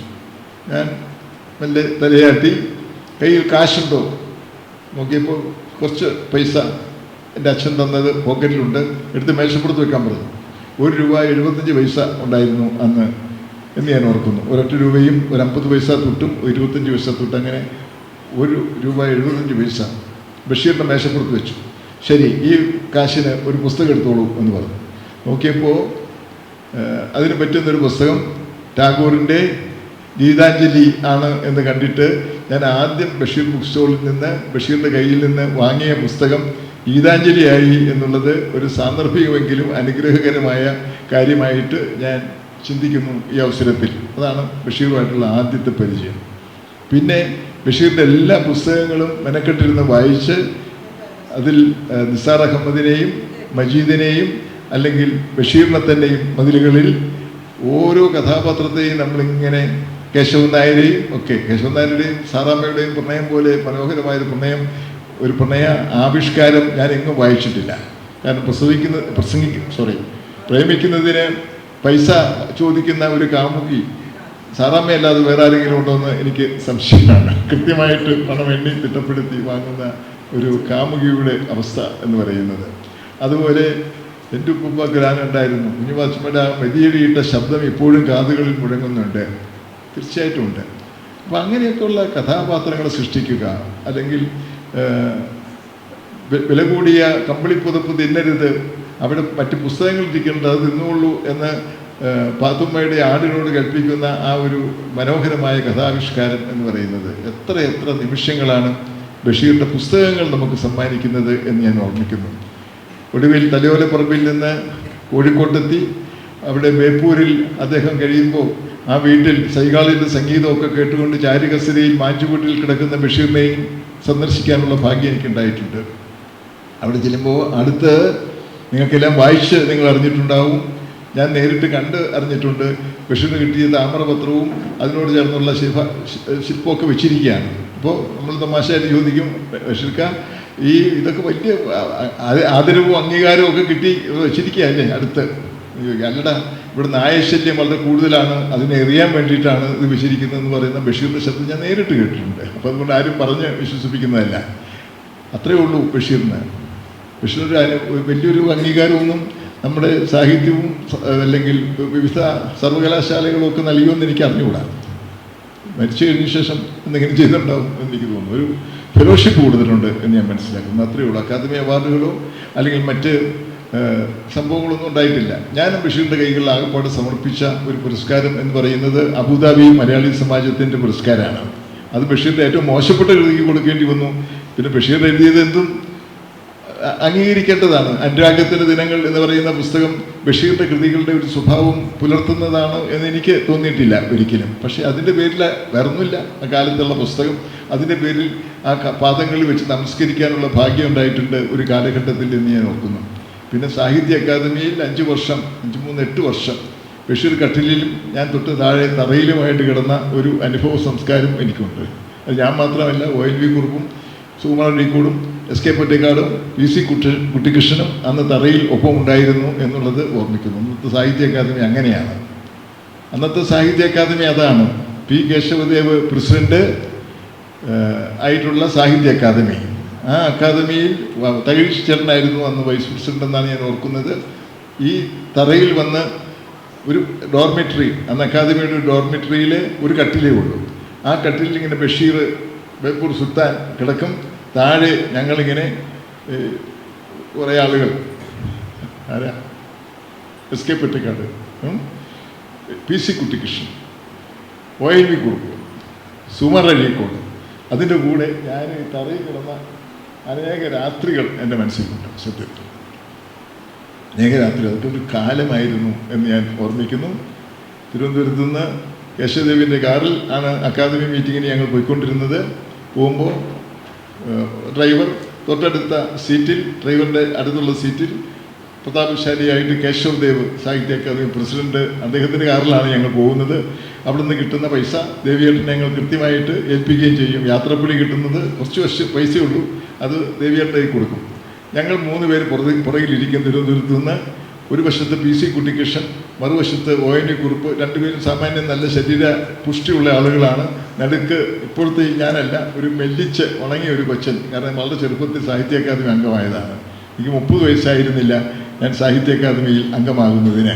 അതൊരു നിമിത്തം എന്ന് പറയുന്നത് അന്ന് അച്യുത മേനോനായിരുന്നു ഇവിടുത്തെ മുഖ്യമന്ത്രി. ഞാൻ സാഹിത്യ അക്കാദമിയിൽ അംഗം ഞാൻ എഴുതിയിട്ടുണ്ട്. അത് അച്യുതൻ്റെ മുമ്പിൽ, മുഖ്യമന്ത്രിയുടെ മുമ്പിൽ അക്കാദമി നോമിനേഷൻ, ഞാൻ നോമിനേറ്റ് ചെയ്യപ്പെട്ട അംഗമാണ്. അന്നത്തെ അക്കാദമി എന്ന് പറയുന്നത് 19 പേരെ നോമിനേറ്റ് ചെയ്യും. അവർ ചേർന്നിരുന്നിട്ട് 9 പേരെ വീണ്ടും എലക്ട് ചെയ്യും. പിന്നെ അക്കാദമി സർവകലാശാലയുടെയും മറ്റ് അക്കാദമികളുടെയും പ്രതിനിധികളെല്ലാം കൂടെ ചേർന്നിട്ടുള്ളതാണ് അക്കാദമിയുടെ ജനറൽ കൗൺസിൽ എന്ന് പറയുന്നത്. അങ്ങനെയാണ് ഉണ്ടാവുക. അപ്പോൾ ഞാൻ ഗവൺമെൻറ് നോമിനിയാണ്. അച്യുത മേനോൻ ഇനീഷ്യേറ്റീവ് എടുത്തിട്ടാണ് എന്നെ നോമിനേറ്റ് ചെയ്തതെന്ന് ഞാൻ മനസ്സിലാക്കിയിട്ടുണ്ട്. അതിന് കഥ എന്താണ്, കാര്യം എന്താണെന്നുള്ളത് ഞാൻ എഴുതിയിട്ടുണ്ടതുകൊണ്ട് ഞാൻ ഇവിടെ ആവർത്തിക്കുന്നില്ല. പക്ഷേ അതൊരു കാലമായിരുന്നു. അത്ര ചെറുപ്പത്തിൽ അക്കാദമിയിൽ രംഗത്തും കിട്ടുക എന്ന് പറഞ്ഞാൽ വലിയ കാര്യമാണ്. ജനറൽ കൗൺസിലിൽ ഇരിക്കുന്നത് എൻ്റെ തൊട്ടടുത്തിരിക്കുന്നത് വൈലോപ്പിള്ളി ശ്രീധരമേനോനാണ്, മറ്റടുത്തിരിക്കുന്നത് VKN ആണ്, ലീലാവതി ടീച്ചറാണ്. അങ്ങനെയൊക്കെയുള്ളൊരു മഹാകാലത്ത് അവരോടൊപ്പം ജീവിക്കാനുള്ളൊരു ഭാഗ്യം എനിക്കുണ്ടായി എന്നുള്ളത് സന്തോഷകരമായ അനുഭവമായിട്ട് ഞാൻ ഓർക്കുന്നു. പറഞ്ഞു വന്നത് അതല്ല, ഈ കട്ടിലിൽ ഇങ്ങനെ ബഷീർ കിടക്കുക, അപ്പോൾ താഴെ ഞങ്ങളെല്ലാം കിടക്കുന്നു. രാത്രിയിലിങ്ങനെ ഇടയ്ക്ക് എഴുന്നേറ്റിരിക്കും, വീടി വലിക്കും, ആ ഒരു ലോകം. അപ്പോൾ നമ്മളിങ്ങനെ അത്ഭുതത്തോടു കൂടി അവരെല്ലാം കാണുന്നത് അത്ഭുതമാണ്, അവരുടെ പുസ്തകങ്ങൾ വായിച്ചതിൻ്റെ ആഹ്ലാദമാണ്. ഒരുപക്ഷെ വായനയുടെ ലോകത്തേക്ക് ശക്തമായിട്ട് കൈപിടിച്ചു കൊണ്ടുവന്നത് ഈ മഹാസാഹിത്യകാരന്മാരുമായിട്ടുള്ള സമ്പർക്കമാണ് എന്ന് വളരെ ബഹുമാനത്തോടു കൂടി വിനയത്തോടു കൂടി ഞാൻ ഈ അവസരത്തിൽ ഓർമ്മിക്കുകയാണ് ചെയ്യുന്നത്, അല്ലേ? അല്ലെങ്കിൽ നാട്ടിൻപുറത്ത് ജനിച്ച പാവപ്പെട്ട ഒരു കൃഷിക്കാരൻ്റെ മകനായിട്ട് പിറന്ന് എനിക്ക് എങ്ങനെ വായിക്കാൻ പറ്റും? പിന്നെ കൂത്താട്ടുകുളത്താണ് ജനിച്ചത് എന്നുള്ളതിൻ്റെ ഒരു സാംസ്കാരിക പ്രചുരിമ ഉണ്ട് എന്നുള്ളത് ഒരു സത്യം. CJ തോമസിൻ്റെ നാട്ടിൽ ജനിച്ചതാണ്. ബന്ധുവായിട്ട് പിറക്കാനുള്ള ഭാഗ്യം ഉണ്ടായി എന്നുള്ളത് ധിക്കാരിയുടെ കാതൽ വായിച്ച് കൊച്ചു ധിക്കാരിയാകാമെന്ന് വിചാരിച്ച് ഉള്ള മണ്ടത്തിലൊക്കെ കാണിച്ച ഒരാളാണ് ഞാൻ എന്നുള്ളതിൻ്റെ ഒരു സൂചനയായിട്ട് ഞാൻ പറയുകയാണ്. പക്ഷെ ബഷീറിൻ്റെ ഒരു എന്നെ ഏറ്റവും കൂടുതൽ തെളിമയോടുകൂടി ഹൃദയത്തെ സ്പർശിച്ചിട്ടുള്ള, അല്ലെങ്കിൽ എൻ്റെ തലമുറയെ ഇങ്ങനെ ആഹ്ലാദിപ്പിച്ച് ആനന്ദിപ്പിച്ച് മുമ്പോട്ട് കൊണ്ടുപോയ തെളിമയുള്ള സംസ്കാരത്തിൻ്റെ ഉടമകളാക്കി മാറ്റാൻ കഴിഞ്ഞു എങ്കിൽ, അറിയില്ല, കഴിഞ്ഞു എങ്കിൽ അതിന് കാരണം വൈക്കം മുഹമ്മദ് ബഷീർ ആണ് എന്നുള്ളത് ഒരു സത്യമാണ്. തലമുറയെ രൂപപ്പെടുത്തുകയാണ്, സംസ്കാരത്തെ രൂപപ്പെടുത്തുകയാണ്, പ്രണയം എന്താണ് എന്ന് പഠിപ്പിക്കുകയാണ്. മതിലുകൾ എന്ന നോവലിൽ, അത് സിനിമയായിട്ട് നിങ്ങൾ കണ്ടു കാണും എന്ന് ഞാൻ വിചാരിക്കുന്നു. ഒരു വശത്ത് മമ്മൂട്ടി നിൽക്കുന്നു, മറുവശത്ത് നമ്മുടെ പ്രിയപ്പെട്ട KPSC ലളിതശേഷിയാണ് നാരായണിയായിട്ട് അഭിനയിക്കുന്നത്. മുകളിലേക്കൊരു റോസാക്കമ്പിങ്ങനെ പൊങ്ങുന്നതും താഴുന്നതുമായിട്ടുള്ള മനോഹരമായ അനുഭവങ്ങളിലൂടെ കടന്നുപോയ ആ ഒരു കാലത്തിൻ്റെ ഓർമ്മകൾ എൻ്റെ മനസ്സിൽ നിൽക്കുന്നുണ്ട്. ഞാൻ കൂടുതൽ സംസാരിക്കുന്നില്ല. താമസിച്ച് വന്നിട്ട് കൂടുതൽ ദീർഘമായിട്ട് സംസാരിച്ച ആളുകളെ ബോറടിക്കുന്നത് ശരിയല്ല, സംസ്കാരമല്ല എന്നുള്ള ബോധ്യം എനിക്കുള്ളത് കൊണ്ട്. എന്നാലും ആ ഉയർന്ന് താഴുന്ന ആ കമ്പ്, റോസാക്കമ്പ് എന്ന് പറയുന്നത് ഒരു മനോഹരമായ പ്രണയത്തിൻ്റെ അടയാളമാണ് നിൽക്കുന്നത് എന്നർത്ഥം. ഒത്തിരി പ്രണയത്തെക്കുറിച്ച് ഞാൻ വായിച്ചിട്ടുണ്ട്, കുറേയൊക്കെ എഴുതിയിട്ടുമുണ്ട്. പക്ഷേ ബഷീറിൻ്റെ ഈ ഒരു പ്രണയമുണ്ടല്ലോ, കാണാത്ത ഒരു പെൺകുട്ടി, ഒരു സ്ത്രീയെ, അതും ഒരു തടവറയുടെ ഉള്ളിൽ കഴിയുമ്പോൾ അതിൻ്റെ മതിലിനപ്പുറത്ത് പെൺ ജയിലിൽ താമസിക്കുന്ന ഒരു സ്ത്രീയെ, ഒരു കഥാപാത്രത്തെ പ്രണയിച്ചുകൊണ്ട് ഇപ്പുറം നിൽക്കുന്ന, അതിനിടയ്ക്ക് ആണ് കഥാനായകനെ പ്രണയം മൂത്ത് രണ്ടും കൂടെ നിൽക്കുമ്പോഴത്തേക്കാണ് ഇറങ്ങുമ്പോൾ പ്രണയിക്കാം, കൂടുതൽ അടുത്ത് കാണാമെന്ന് മോഹിച്ചിരിക്കുന്ന ആ വ്യാമോഹത്തിൻ്റെ ഇടയിലാണ്, ഒടുവിലാണ് ഈ പുരുഷനെ അല്ലെങ്കിൽ ബഷീറിനെ, അല്ലെങ്കിൽ ബഷീറായി അഭിനയിക്കുന്ന മമ്മൂട്ടി വിചാരിക്കാം, നേരത്തെ റിലീസ് ചെയ്യാണ്. അപ്പോൾ ഒരുമിച്ച് ജയിലിൽ നിന്ന് ഇറങ്ങി ആ പ്രണയവല്ലരി പുഷ്പിക്കും എന്നുള്ള പ്രതീക്ഷ തകർത്തുകൊണ്ട് ആദ്യമേ ഇറങ്ങുകയാണ്. ബഷീർ യു ആർ ഫ്രീ എന്നാണ് പറയുന്നത്, നിങ്ങൾക്ക് പോകാം.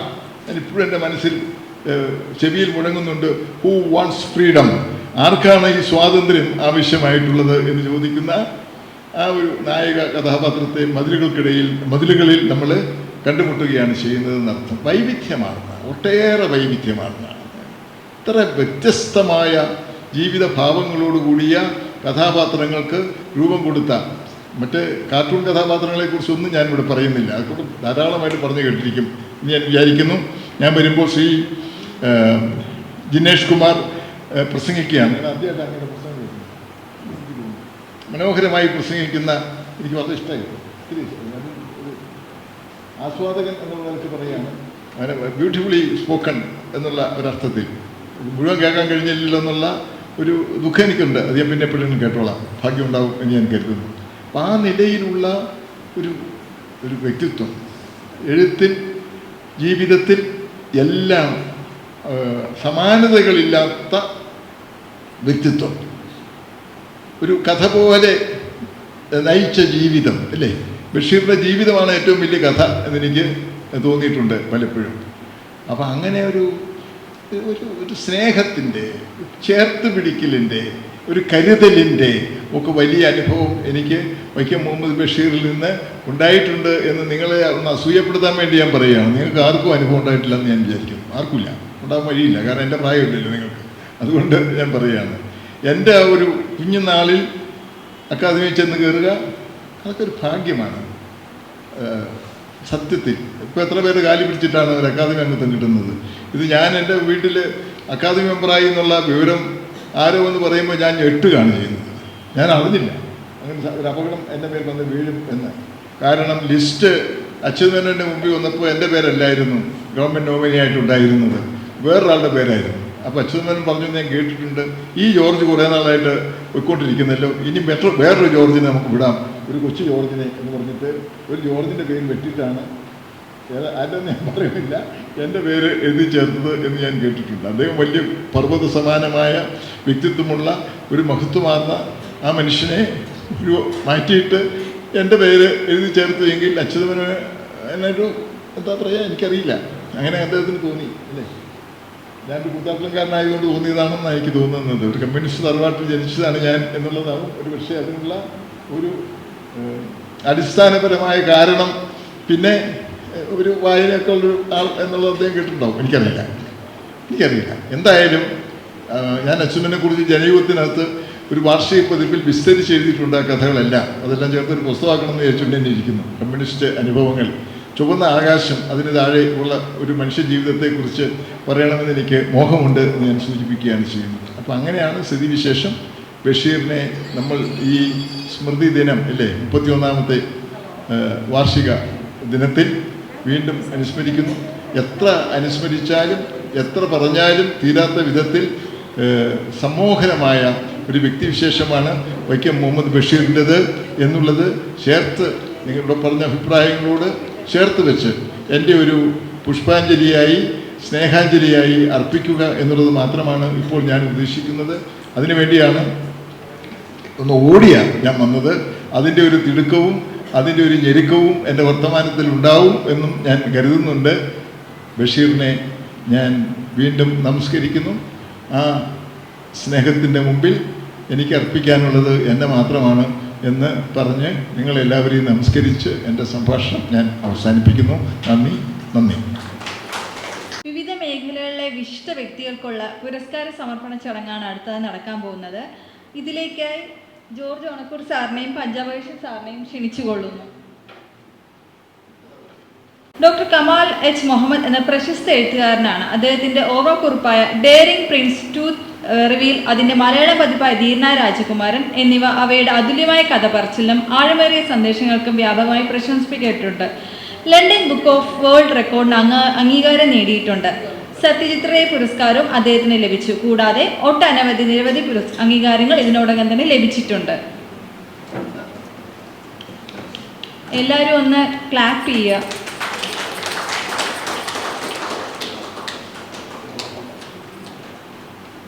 ഡോക്ടർ സി അബ്ദുൽ സലാം, കലാ സാഹിത്യ സാംസ്കാരിക ബിസിനസ് സാമൂഹ്യ കാരുണ്യ പ്രവർത്തകൻ, കണ്ണൂരിലെ സംഗമം ഗ്രൂപ്പ് ഡയറക്ടറാണ്.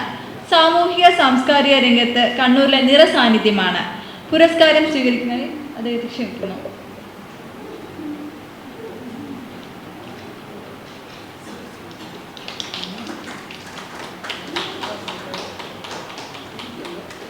ഉത്രാട മോഹൻ, സിനിമാ നടൻ, എഞ്ചിനീയർ, പൊതുപ്രവർത്തകൻ, കാരുണ്യ പ്രവർത്തകൻ, ഇന്റർനാഷണൽ റെക്കോർഡ് ഉടമ, അനേകം അവാർഡുകൾ സ്വന്തമാക്കിയിട്ടുണ്ട്.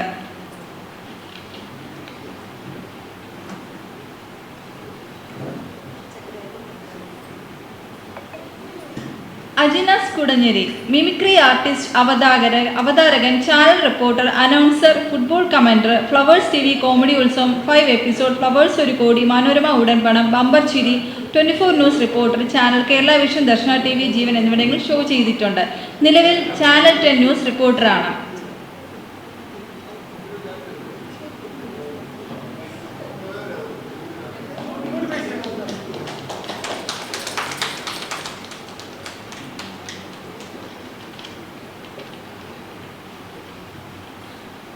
എളനാട് പ്രദീപ് ദാമോദരൻ, തൃശൂർ ജില്ല പഴയന്നൂർ പഞ്ചായത്തിൽ എളനാട് സ്വദേശിയാണ്. വിവിധ കലാസംഘടനകൾ പ്രഖ്യാപിച്ചിട്ടുള്ള വേദികളിൽ നിന്ന് 33-ൽ പരം അവാർഡുകൾ ലഭിച്ചിട്ടുണ്ട്. കഥകൾ, കവിതകൾ, ചിന്താശകലങ്ങൾ, പ്രണയഗാനങ്ങൾ, ഉത്സവഗാനങ്ങൾ, ഭക്തിഗാനങ്ങൾ, സോമാനഗീതങ്ങൾ എന്നിങ്ങനെ വ്യത്യസ്ത പുലർത്തുന്ന സൃഷ്ടികളിലൂടെ എഴുത്തു തുടരുകയാണ്.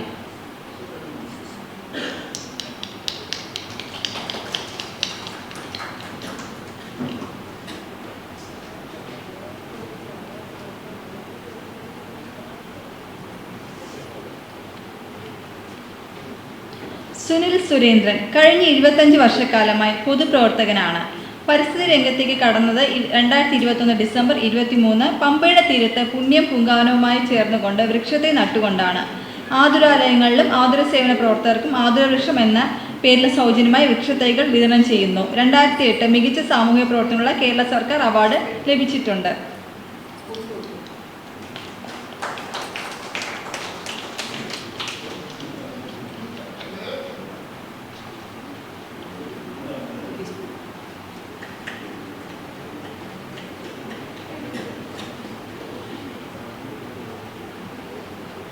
ശ്രീജിത്ത് നൃത്തശ്രീ 23 വർഷമായി കൊല്ലം ജില്ലയിൽ ചാത്തന്നൂരിൽ നൃത്തശ്രീ എന്ന പേരിൽ ഒരു കലാവിദ്യാലയം നടത്തി വരുന്നു. നൃത്തം, സംഗീതം, വാദ്യോപകരണങ്ങൾ, ചിത്രരചന, യോഗ എന്നീ ഇനങ്ങൾക്ക് കുട്ടികൾക്കും മുതിർന്നവർക്കും പരിശീലനം നൽകുന്നു.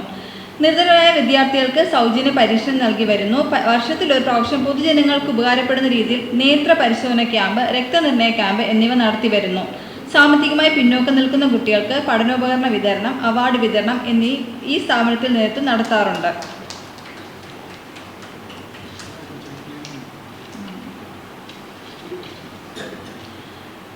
നൃത്തകല ST നർത്തകിയും സാമൂഹിക പ്രവർത്തകയുമാണ്. നിരവധി അവാർഡുകളും നേട്ടങ്ങളും സ്വന്തമാക്കിയിട്ടുണ്ട്. പൊതുപ്രവർത്തകയും തിരുവനന്തപുരത്തിന്റെ സാംസ്കാരിക മണ്ഡപങ്ങളിൽ അറിയപ്പെടുന്ന വ്യക്തിത്വത്തിന്റെ ഉടമയുമാണ്.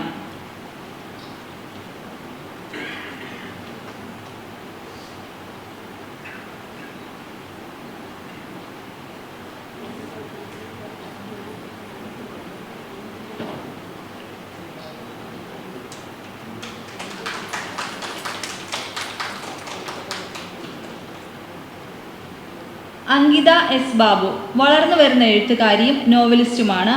അങ്കിത S. ബാബു 2024 മെയ് മാസത്തിൽ ഹൊറർ വിഭാഗത്തിലെ തൻ്റെ ആദ്യ നോവലായ രാത്രിയുടെ കാവൽക്കാർ പ്രസിദ്ധീകരിച്ചു. നിരവധി ചെറുകഥാ സമാഹാരങ്ങളും അവർ രചിച്ചിട്ടുണ്ട്. സാഹിത്യത്തിനുള്ള അവരുടെ സംഭാവനകളെ മാനിച്ച് 2025 ശംഖുമുദ്ര പുരസ്കാരം നൽകി അവരെ ആദരിച്ചു. തൊഴിൽപരമായി അവർ തൃശൂർ ആസ്ഥാനമായുള്ള ഒരു കൺസൾട്ടന്റ് സൈക്കോളജിസ്റ്റാണ്.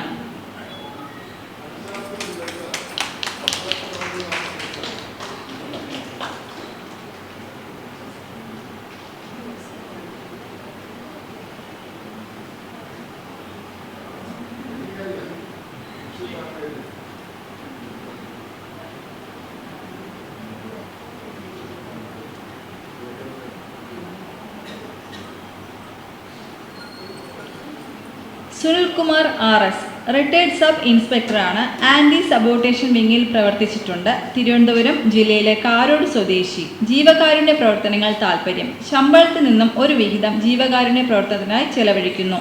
10ഓളം വീൽ ചെയർ, 6 പേർക്ക് തയ്യൽ മെഷീൻ, കോവിഡ് കാലത്ത് കുട്ടികൾക്കായി 2 ടാബ്, 3 മൊബൈൽ ഫോൺ, പിന്നെ മരുന്നുകൾ, ഭക്ഷണ സാധനങ്ങൾ, അനാഥാലയങ്ങൾക്ക് വസ്ത്രവിതരണം എന്നിവ സ്വന്തം പണം കൊണ്ട് പല സംഘടനകൾക്ക് വേണ്ടിയും ചെയ്തിട്ടുണ്ട്.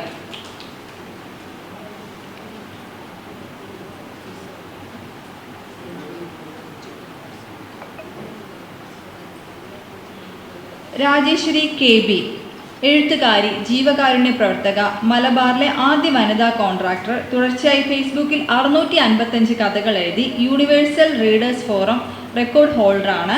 1000 ദിവസം 1000 കഥകൾ എന്ന ഗിന്നസ് ലക്ഷ്യത്തിലേക്കാണ് പ്രയാണത്തിലാണ്. 1000 കഥകൾ എന്ന 1000 ദിവസം 1000 കഥകൾ.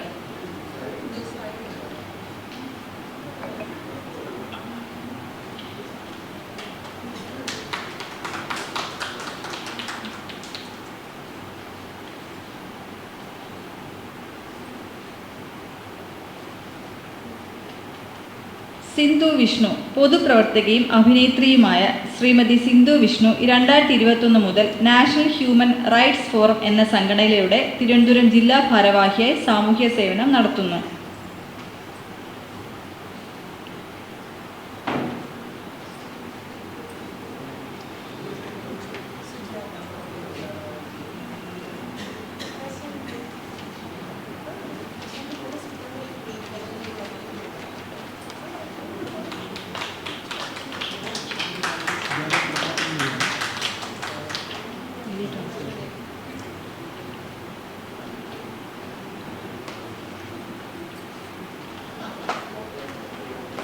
മുഹമ്മദ് ഷമീർ EV കേരള റെസ്ലിംഗ് ചാമ്പ്യനാണ്. കായിക കേരളത്തിൻ്റെ അഭിമാന സ്തംഭമായി നിലകൊള്ളുന്ന ഷമീർ. സാറിനെ പുരസ്കാരം സ്വീകരിക്കുന്നതിന് ക്ഷണിക്കുന്നു.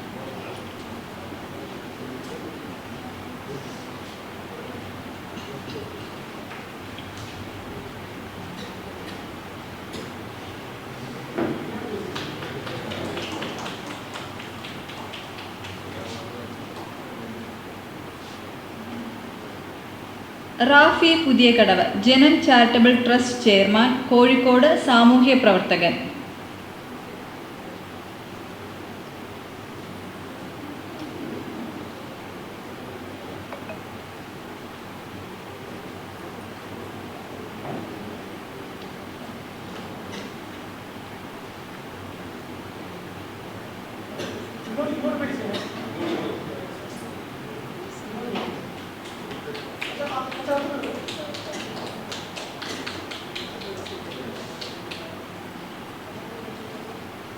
സിറാജ് വെങ്ങര, കാരുണ്യ പ്രവർത്തകനും പൊതുപ്രവർത്തകനുമാണ്. അറിയപ്പെടുന്ന വ്യക്തിത്വവും സൗമ്യനായ ജനസേവകനുമാണ്.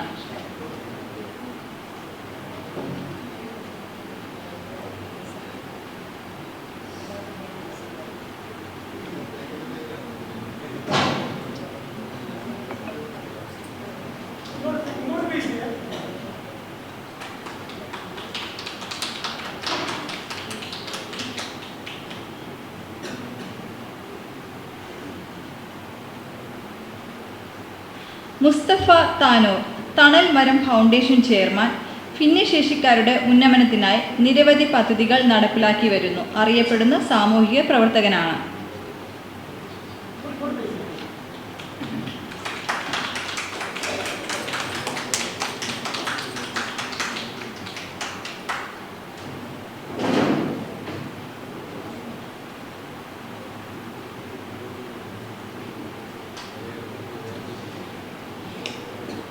കണ്ണൂർ ഷാഫി, 30 കൊല്ലം മുൻപ് പാടിയ പൊന്നുസഖി എന്തിന എന്ന മാപ്പിളപ്പാട്ട് ഇപ്പോഴും വേദികളിൽ ആവശ്യത്തോടെ പാടുകയാണ് കണ്ണൂർ ഷാഫി. 1995 പുറത്തിറങ്ങിയ കിനാക്കിള്ളി എന്ന കാസറ്റിലൂടെ ഈ ഒരു പാട്ട് മതി കണ്ണൂർ ഷാഫി എന്ന ഗായകനെ തിരിച്ചറിയാൻ. പേരിനൊപ്പം കണ്ണൂറുള്ള ഗായകർ ഒത്തിരി ഉണ്ടെങ്കിലും സംഗീത സംവിധായകൻ കണ്ണൂരായതിനു ശേഷം പേരിനൊപ്പം ചേർത്ത് അറിയപ്പെട്ടത് ഷാഫിയായിരുന്നു. പാടിയതിൽ അധികവും ഹിന്ദി ഗാനങ്ങളായിരുന്നു. എങ്കിലും മാപ്പിളപ്പാട്ട് വേദികളിലാണ് ഷാഫിയെ കണ്ണൂരിനകത്തും പുറത്തും പ്രശസ്തനാക്കിയത്.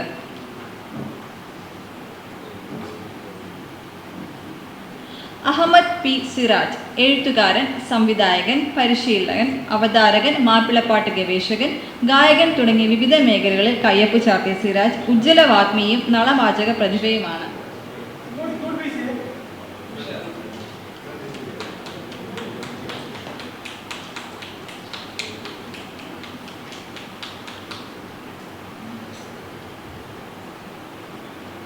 വിജയൻ മുരുക്കുംപുഴ, അഭിനേതാവ്, പ്രൊഡ്യൂസർ, കലാ സാംസ്കാരിക പ്രവർത്തകൻ, കലാപ്രവർത്തകൻ എന്നീ നിലകളിൽ പ്രശസ്തനാണ്.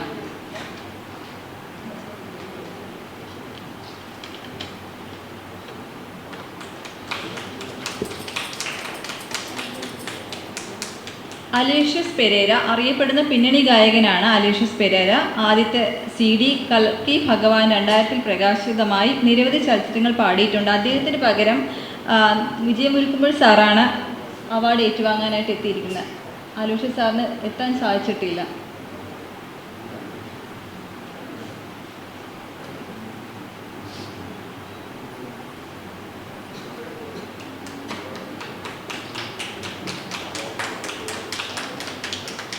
പ്രശാന്ത് പാല, നടൻ, പ്രൊഡ്യൂസർ, സംവിധായകൻ, കലാ സാംസ്കാരിക ജീവകാരുണ്യ പ്രവർത്തകൻ എന്നീ മേഖലകളിൽ പ്രശസ്തനാണ്. അദ്ദേഹത്തിന് പകരം പ്രശസ്ത സിനിമാ സീരിയൽ താരം സുജാത കുടപ്പനക്കുന്ന് മാം ഏറ്റുവാങ്ങുന്നതാണ്.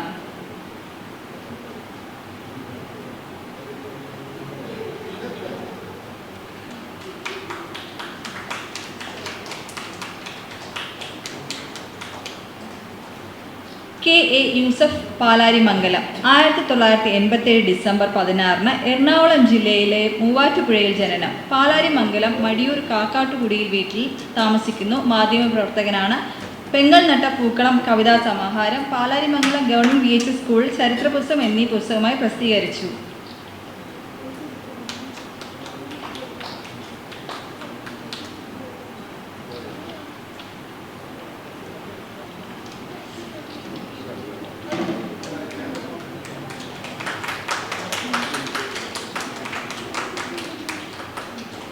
സത്യാന്വേഷണ ചാരിറ്റബിൾ സൊസൈറ്റി. അരൂർ രാധാകൃഷ്ണൻ 1986 ശ്രീമദ് ശ്രീധരാചാര്യ സ്വാമികളെയും ശ്രീവിധ ഗോവിന്ദാനന്ദ യോഗിയെയും കണ്ടുമുട്ടിയതിനും ഉപദേശങ്ങൾ അനുഗ്രഹങ്ങളും ലഭിക്കുന്നതിനിടയായി ഇതിനുശേഷം ജീവിതം വലിയൊരു വഴിത്തിരിവായി മാറുകയായിരുന്നു. 1986 ഗുരുപൂർണിമ ദിനത്തിൽ സദ്ഗുരു ശ്രീമദ് ശ്രീധരാചാര്യ സ്വാമികളിൽ നിന്നും മന്ത്രദീക്ഷ സ്വീകരിച്ചു. ഗുരുകുല സമ്പ്രദായത്തിൽ സ്വാമികളിൽ നിന്നും ഗീതോപദേശങ്ങളും ഉപനിഷത്തുകളും ഉപദേശങ്ങളും പഠിച്ചു തുടങ്ങി. 16 വർഷമായി മേൽശാന്തിയായി പ്രവർത്തിക്കുന്നു. 2012 ശ്രീ ചിത്രധനാൽ സ്മാരക അവാർഡ്, പ്രവാസി ഭാരതി അവാർഡ് എന്നിവ ഇതിനോടകം തന്നെ അദ്ദേഹം സ്വന്തമാക്കിയിട്ടുണ്ട്.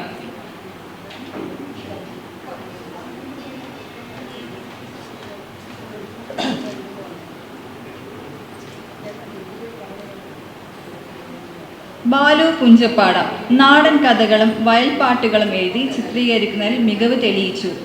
പഞ്ചമാസകുടം എന്ന ചെറുകഥ സോഷ്യൽ മീഡിയയിൽ നല്ല സ്വീകാര്യത ലഭിച്ചിരുന്നു. പാലക്കാട് പുഞ്ചപ്പാടുകാരനായ ഇദ്ദേഹം ഇപ്പോൾ ഇവിടെ ആരോഗ്യവകുപ്പിൽ ജോലി നോക്കി വരുന്നു.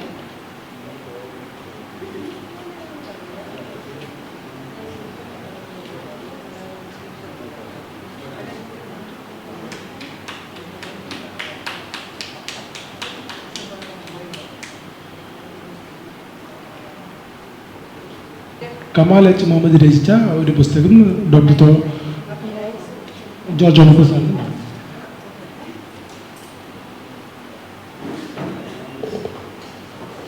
മുസ്തഫ താനു 2 വാക്ക് സംസാരിക്കും. ആദ്യമായിട്ട് എന്നെ പരിചയപ്പെടുത്താം. ഞാൻ മുസ്തഫ തമിഴ്മരം ഫൗണ്ടേഷൻ്റെ ചെയർമാനാണ്. അതുപോലെ തന്നെ ഭിന്നശേഷി മക്കൾ അവർക്ക് വിവാഹ വേദി ഉണ്ടാക്കി കൊടുക്കുക. 200ഓളം 5 സംഗമത്തിലൂടെ കേരളത്തിൻ്റെ പല ജില്ലകളിലായി 5 സംഗമത്തിലൂടെ നിരവധി 200ഓളം വധുവരന്മാരെ കണ്ടെത്താൻ കഴിഞ്ഞിട്ടുണ്ട്. ഒരുപാട് ജീവകാരുണ്യ പ്രവർത്തനങ്ങളൊക്കെ. ഇവിടെ നമ്മളിൽ നിന്ന് ഇവിടെ പറഞ്ഞു പോയ വൈക്കം മുഹമ്മദ് ബഷീറിൻ്റെ ഒരുപാട് അനുഭവങ്ങളും അതിന് വ്യത്യസ്തമായ കാര്യങ്ങളൊക്കെ വിശദീകരിച്ച്, എന്നാലും ഇന്ന് ലോക മലയാളികൾ എന്നും ഓർത്തുകൊണ്ടിരിക്കുന്ന കഥാരംഗത്ത് എഴുത്തുകാരിൽ ആദ്യമായി നമുക്ക് ഓടിയെത്തുന്നത് വൈക്കം മുഹമ്മദ് ബഷീറാണ്. കാരണം പാത്തുമ്മയുടെ ആട്, അത് ആ ആടിൻ്റെ പശ്ചാത്തലത്തിൽ തന്നെ ആ കഥ വായിക്കുമ്പോൾ ഒരു സാധാരണക്കാരൻ്റെ ഒരു സ്നേഹത്തിൻ്റെയും ഒരു വാത്സല്യത്തിൻ്റെയും കഥകളാണ് ഓരോ വാക്കുകളിൽ നിന്ന് നമുക്കൊഴിയാൻ കഴിയുന്നത്.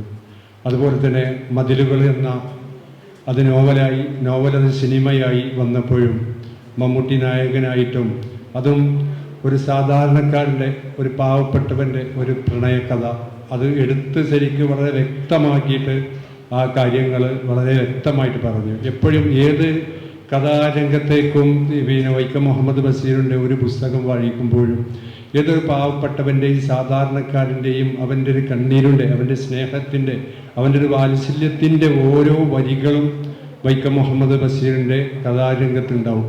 ഇപ്പോൾ ബേപ്പൂർ സുൽത്താൻ എന്നറിയപ്പെടുന്ന എൻ്റെ നാട്ടിൽ നിന്ന് 25-30 കിലോമീറ്റർ അപ്പുറമാണ് ബേപ്പൂർ.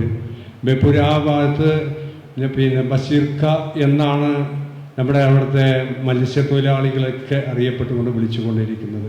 അപ്പോൾ അതുപോലെ ആ പുസ്തകത്തിൽ തന്നെ വളരെ വളരെ നമുക്ക് ഹൃദയത്തിൽ തട്ടിയിട്ട് നമുക്ക് ആ കാര്യങ്ങൾ വളരെ വ്യക്തമായിട്ട് പാവപ്പെട്ടവൻ്റെ വിഷമം.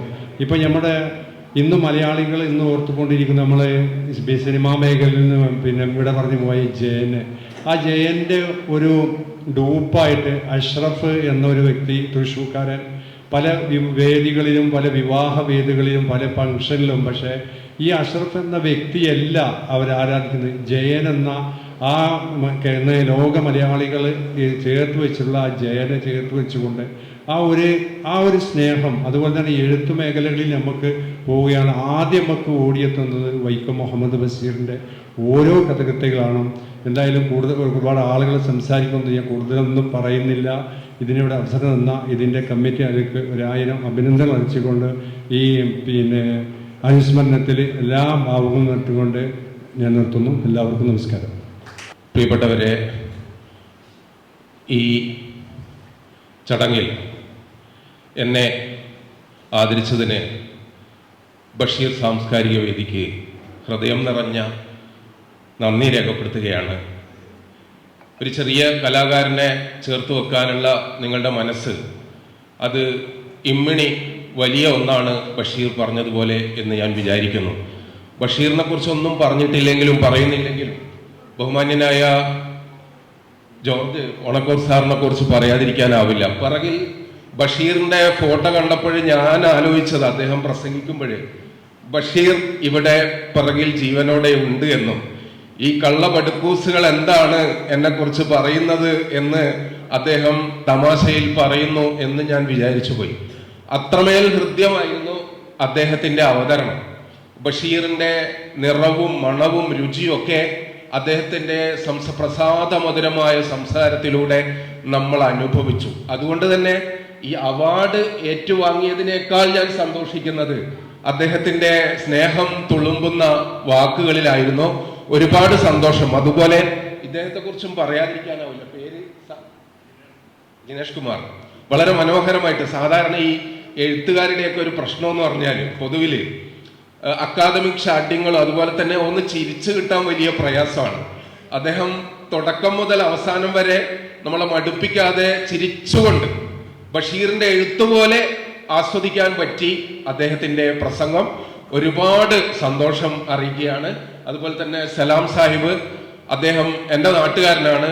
സമൂഹത്തിന് തണൽ നൽകുന്ന അവസര കലാകാരന്മാരെ അതുപോലെ തന്നെ പാവപ്പെട്ടവരെയൊക്കെ നെഞ്ചേറ്റുന്ന ഒരു വലിയ മനുഷ്യനാണ്. ബഷീറിനെ പോലുള്ള ഒരു മനുഷ്യസ്നേഹിയുടെ ആദരവ് ഏറ്റുവാങ്ങാൻ അദ്ദേഹം അർഹനാണ്. എൻ്റെ കൂടെ അവാർഡ് ഏറ്റുവാങ്ങിയ എല്ലാവർക്കും അഭിനന്ദനങ്ങൾ അറിയിച്ചുകൊണ്ട് ഒരിക്കൽ കൂടി നന്ദി പറഞ്ഞുകൊണ്ട് ഞാൻ അവസാനിപ്പിക്കുന്നു. ഡോക്ടർ കമാൽ മുഹമ്മദിന് മലയാളം ന്യൂസ് നെറ്റ്വർക്സിന്റെ ഒരു ഉപഹാരം നൽകുന്നതിനായി ഡോക്ടർ ജിനേഷ് കുമാർ അരമത്തെ ക്ഷണിക്കുന്നു.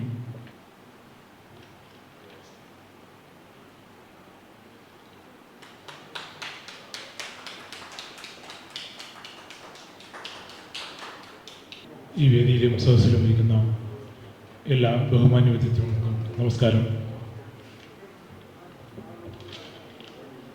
ബഷീർ സാംസ്കാരിക വേദി സംഘടിപ്പിക്കുന്ന വൈക്കം മുഹമ്മദ് ബഷീർ അനുസ്മരണ ചടങ്ങുകളാണ് ഇന്നിവിടെ നടക്കുന്നത്. അതിൽ എത്തിച്ചേർന്നവർക്ക് നന്ദി പ്രകാശിപ്പിക്കുക എന്നതാണ് എൻ്റെ കർത്തവ്യം. സമയം ഏറെ വൈകിയതിനാൽ കൂടുതൽ പ്രോഗ്രാമിലേക്ക് പോകുന്നില്ല. അതുകൊണ്ട് ഞാൻ എൻ്റെ കർത്തവ്യത്തിലേക്ക് കടക്കുന്നു. ഈ പരിപാടിയുടെ അധ്യക്ഷനായിരിക്കുന്ന ശ്രീ എം ഗോപാൽ, സ്വദേശി ജാഗരൺ മണ്ഡ അധ്യക്ഷൻ, അവർക്ക് ബഷീർ സാംസ്കാരിക വേദിയുടെ നന്ദി രേഖപ്പെടുത്തുന്നു. അടുത്തതായി ഇവിടെ ഉദ്ഘാടനം നിർവഹിച്ച മുൻ ഭിന്നശേഷി കമ്മീഷണറായ ജസ്റ്റിസ് SH പഞ്ചാബകേശൻ സാർ അവർക്കും ഈ പരിപാടിയുടെ പേരിൽ ഹാർദവമായ നന്ദി രേഖപ്പെടുത്തുന്നു. അടുത്തതായി മുഖ്യ പ്രഭാഷണം നടത്തിയ ശ്രീ ജോർജ് ഓണക്കൂർ സാർ വളരെയേറെ തിരക്കുകൾക്കിടയിലും ഈ പരിപാടിയിൽ എത്തിച്ചേർന്നു. അദ്ദേഹത്തിനും ഈ ബഷീർ സാംസ്കാരിക വേദിയിലെ പ്രത്യേകം നന്ദി രേഖപ്പെടുത്തുന്നു. അനുസ്മരണ പ്രഭാഷണം നടത്തിയ ശ്രീ ജിനേഷ് കുമാർ ഇരമം, അദ്ദേഹത്തിനും വൈക്കം മുഹമ്മദ് ബഷീർ അനുസ്മരണ ഈ ചടങ്ങിൻ്റെ ഹാർദവമായ നന്ദി രേഖപ്പെടുത്തുന്നു. ഇവിടെ ആശംസകൾ അർപ്പിച്ച് സംസാരിച്ച ശ്രീ കമാൽ മുഹമ്മദ് അവർകൾ, കണ്ണൂർ ഷാഫി സർ അവർകൾ, കൂടാതെ സ്വാഗതം ആശംസിച്ച ശ്രീ ശാന്തിവിള പത്മകുമാർ അവർകൾ, ഇവിടെ എത്തിച്ചേർന്നിട്ടുള്ള എല്ലാ വിശിഷ്ട വ്യക്തിത്വങ്ങൾ, കൂടാതെ പുരസ്കാരം ഏറ്റുവാങ്ങിയ ബഹുമാന്യ സാഹിത്യ, കഥ, മറ്റു വ്യത്യസ്ത മേഖലകളിൽ അറിയപ്പെടുന്നവർ, എല്ലാവർക്കും ഒരിക്കൽ കൂടി നന്ദി പറഞ്ഞുകൊണ്ട് എൻ്റെ വാക്കുകൾ നിർത്തുന്നു. നന്ദി, നമസ്കാരം.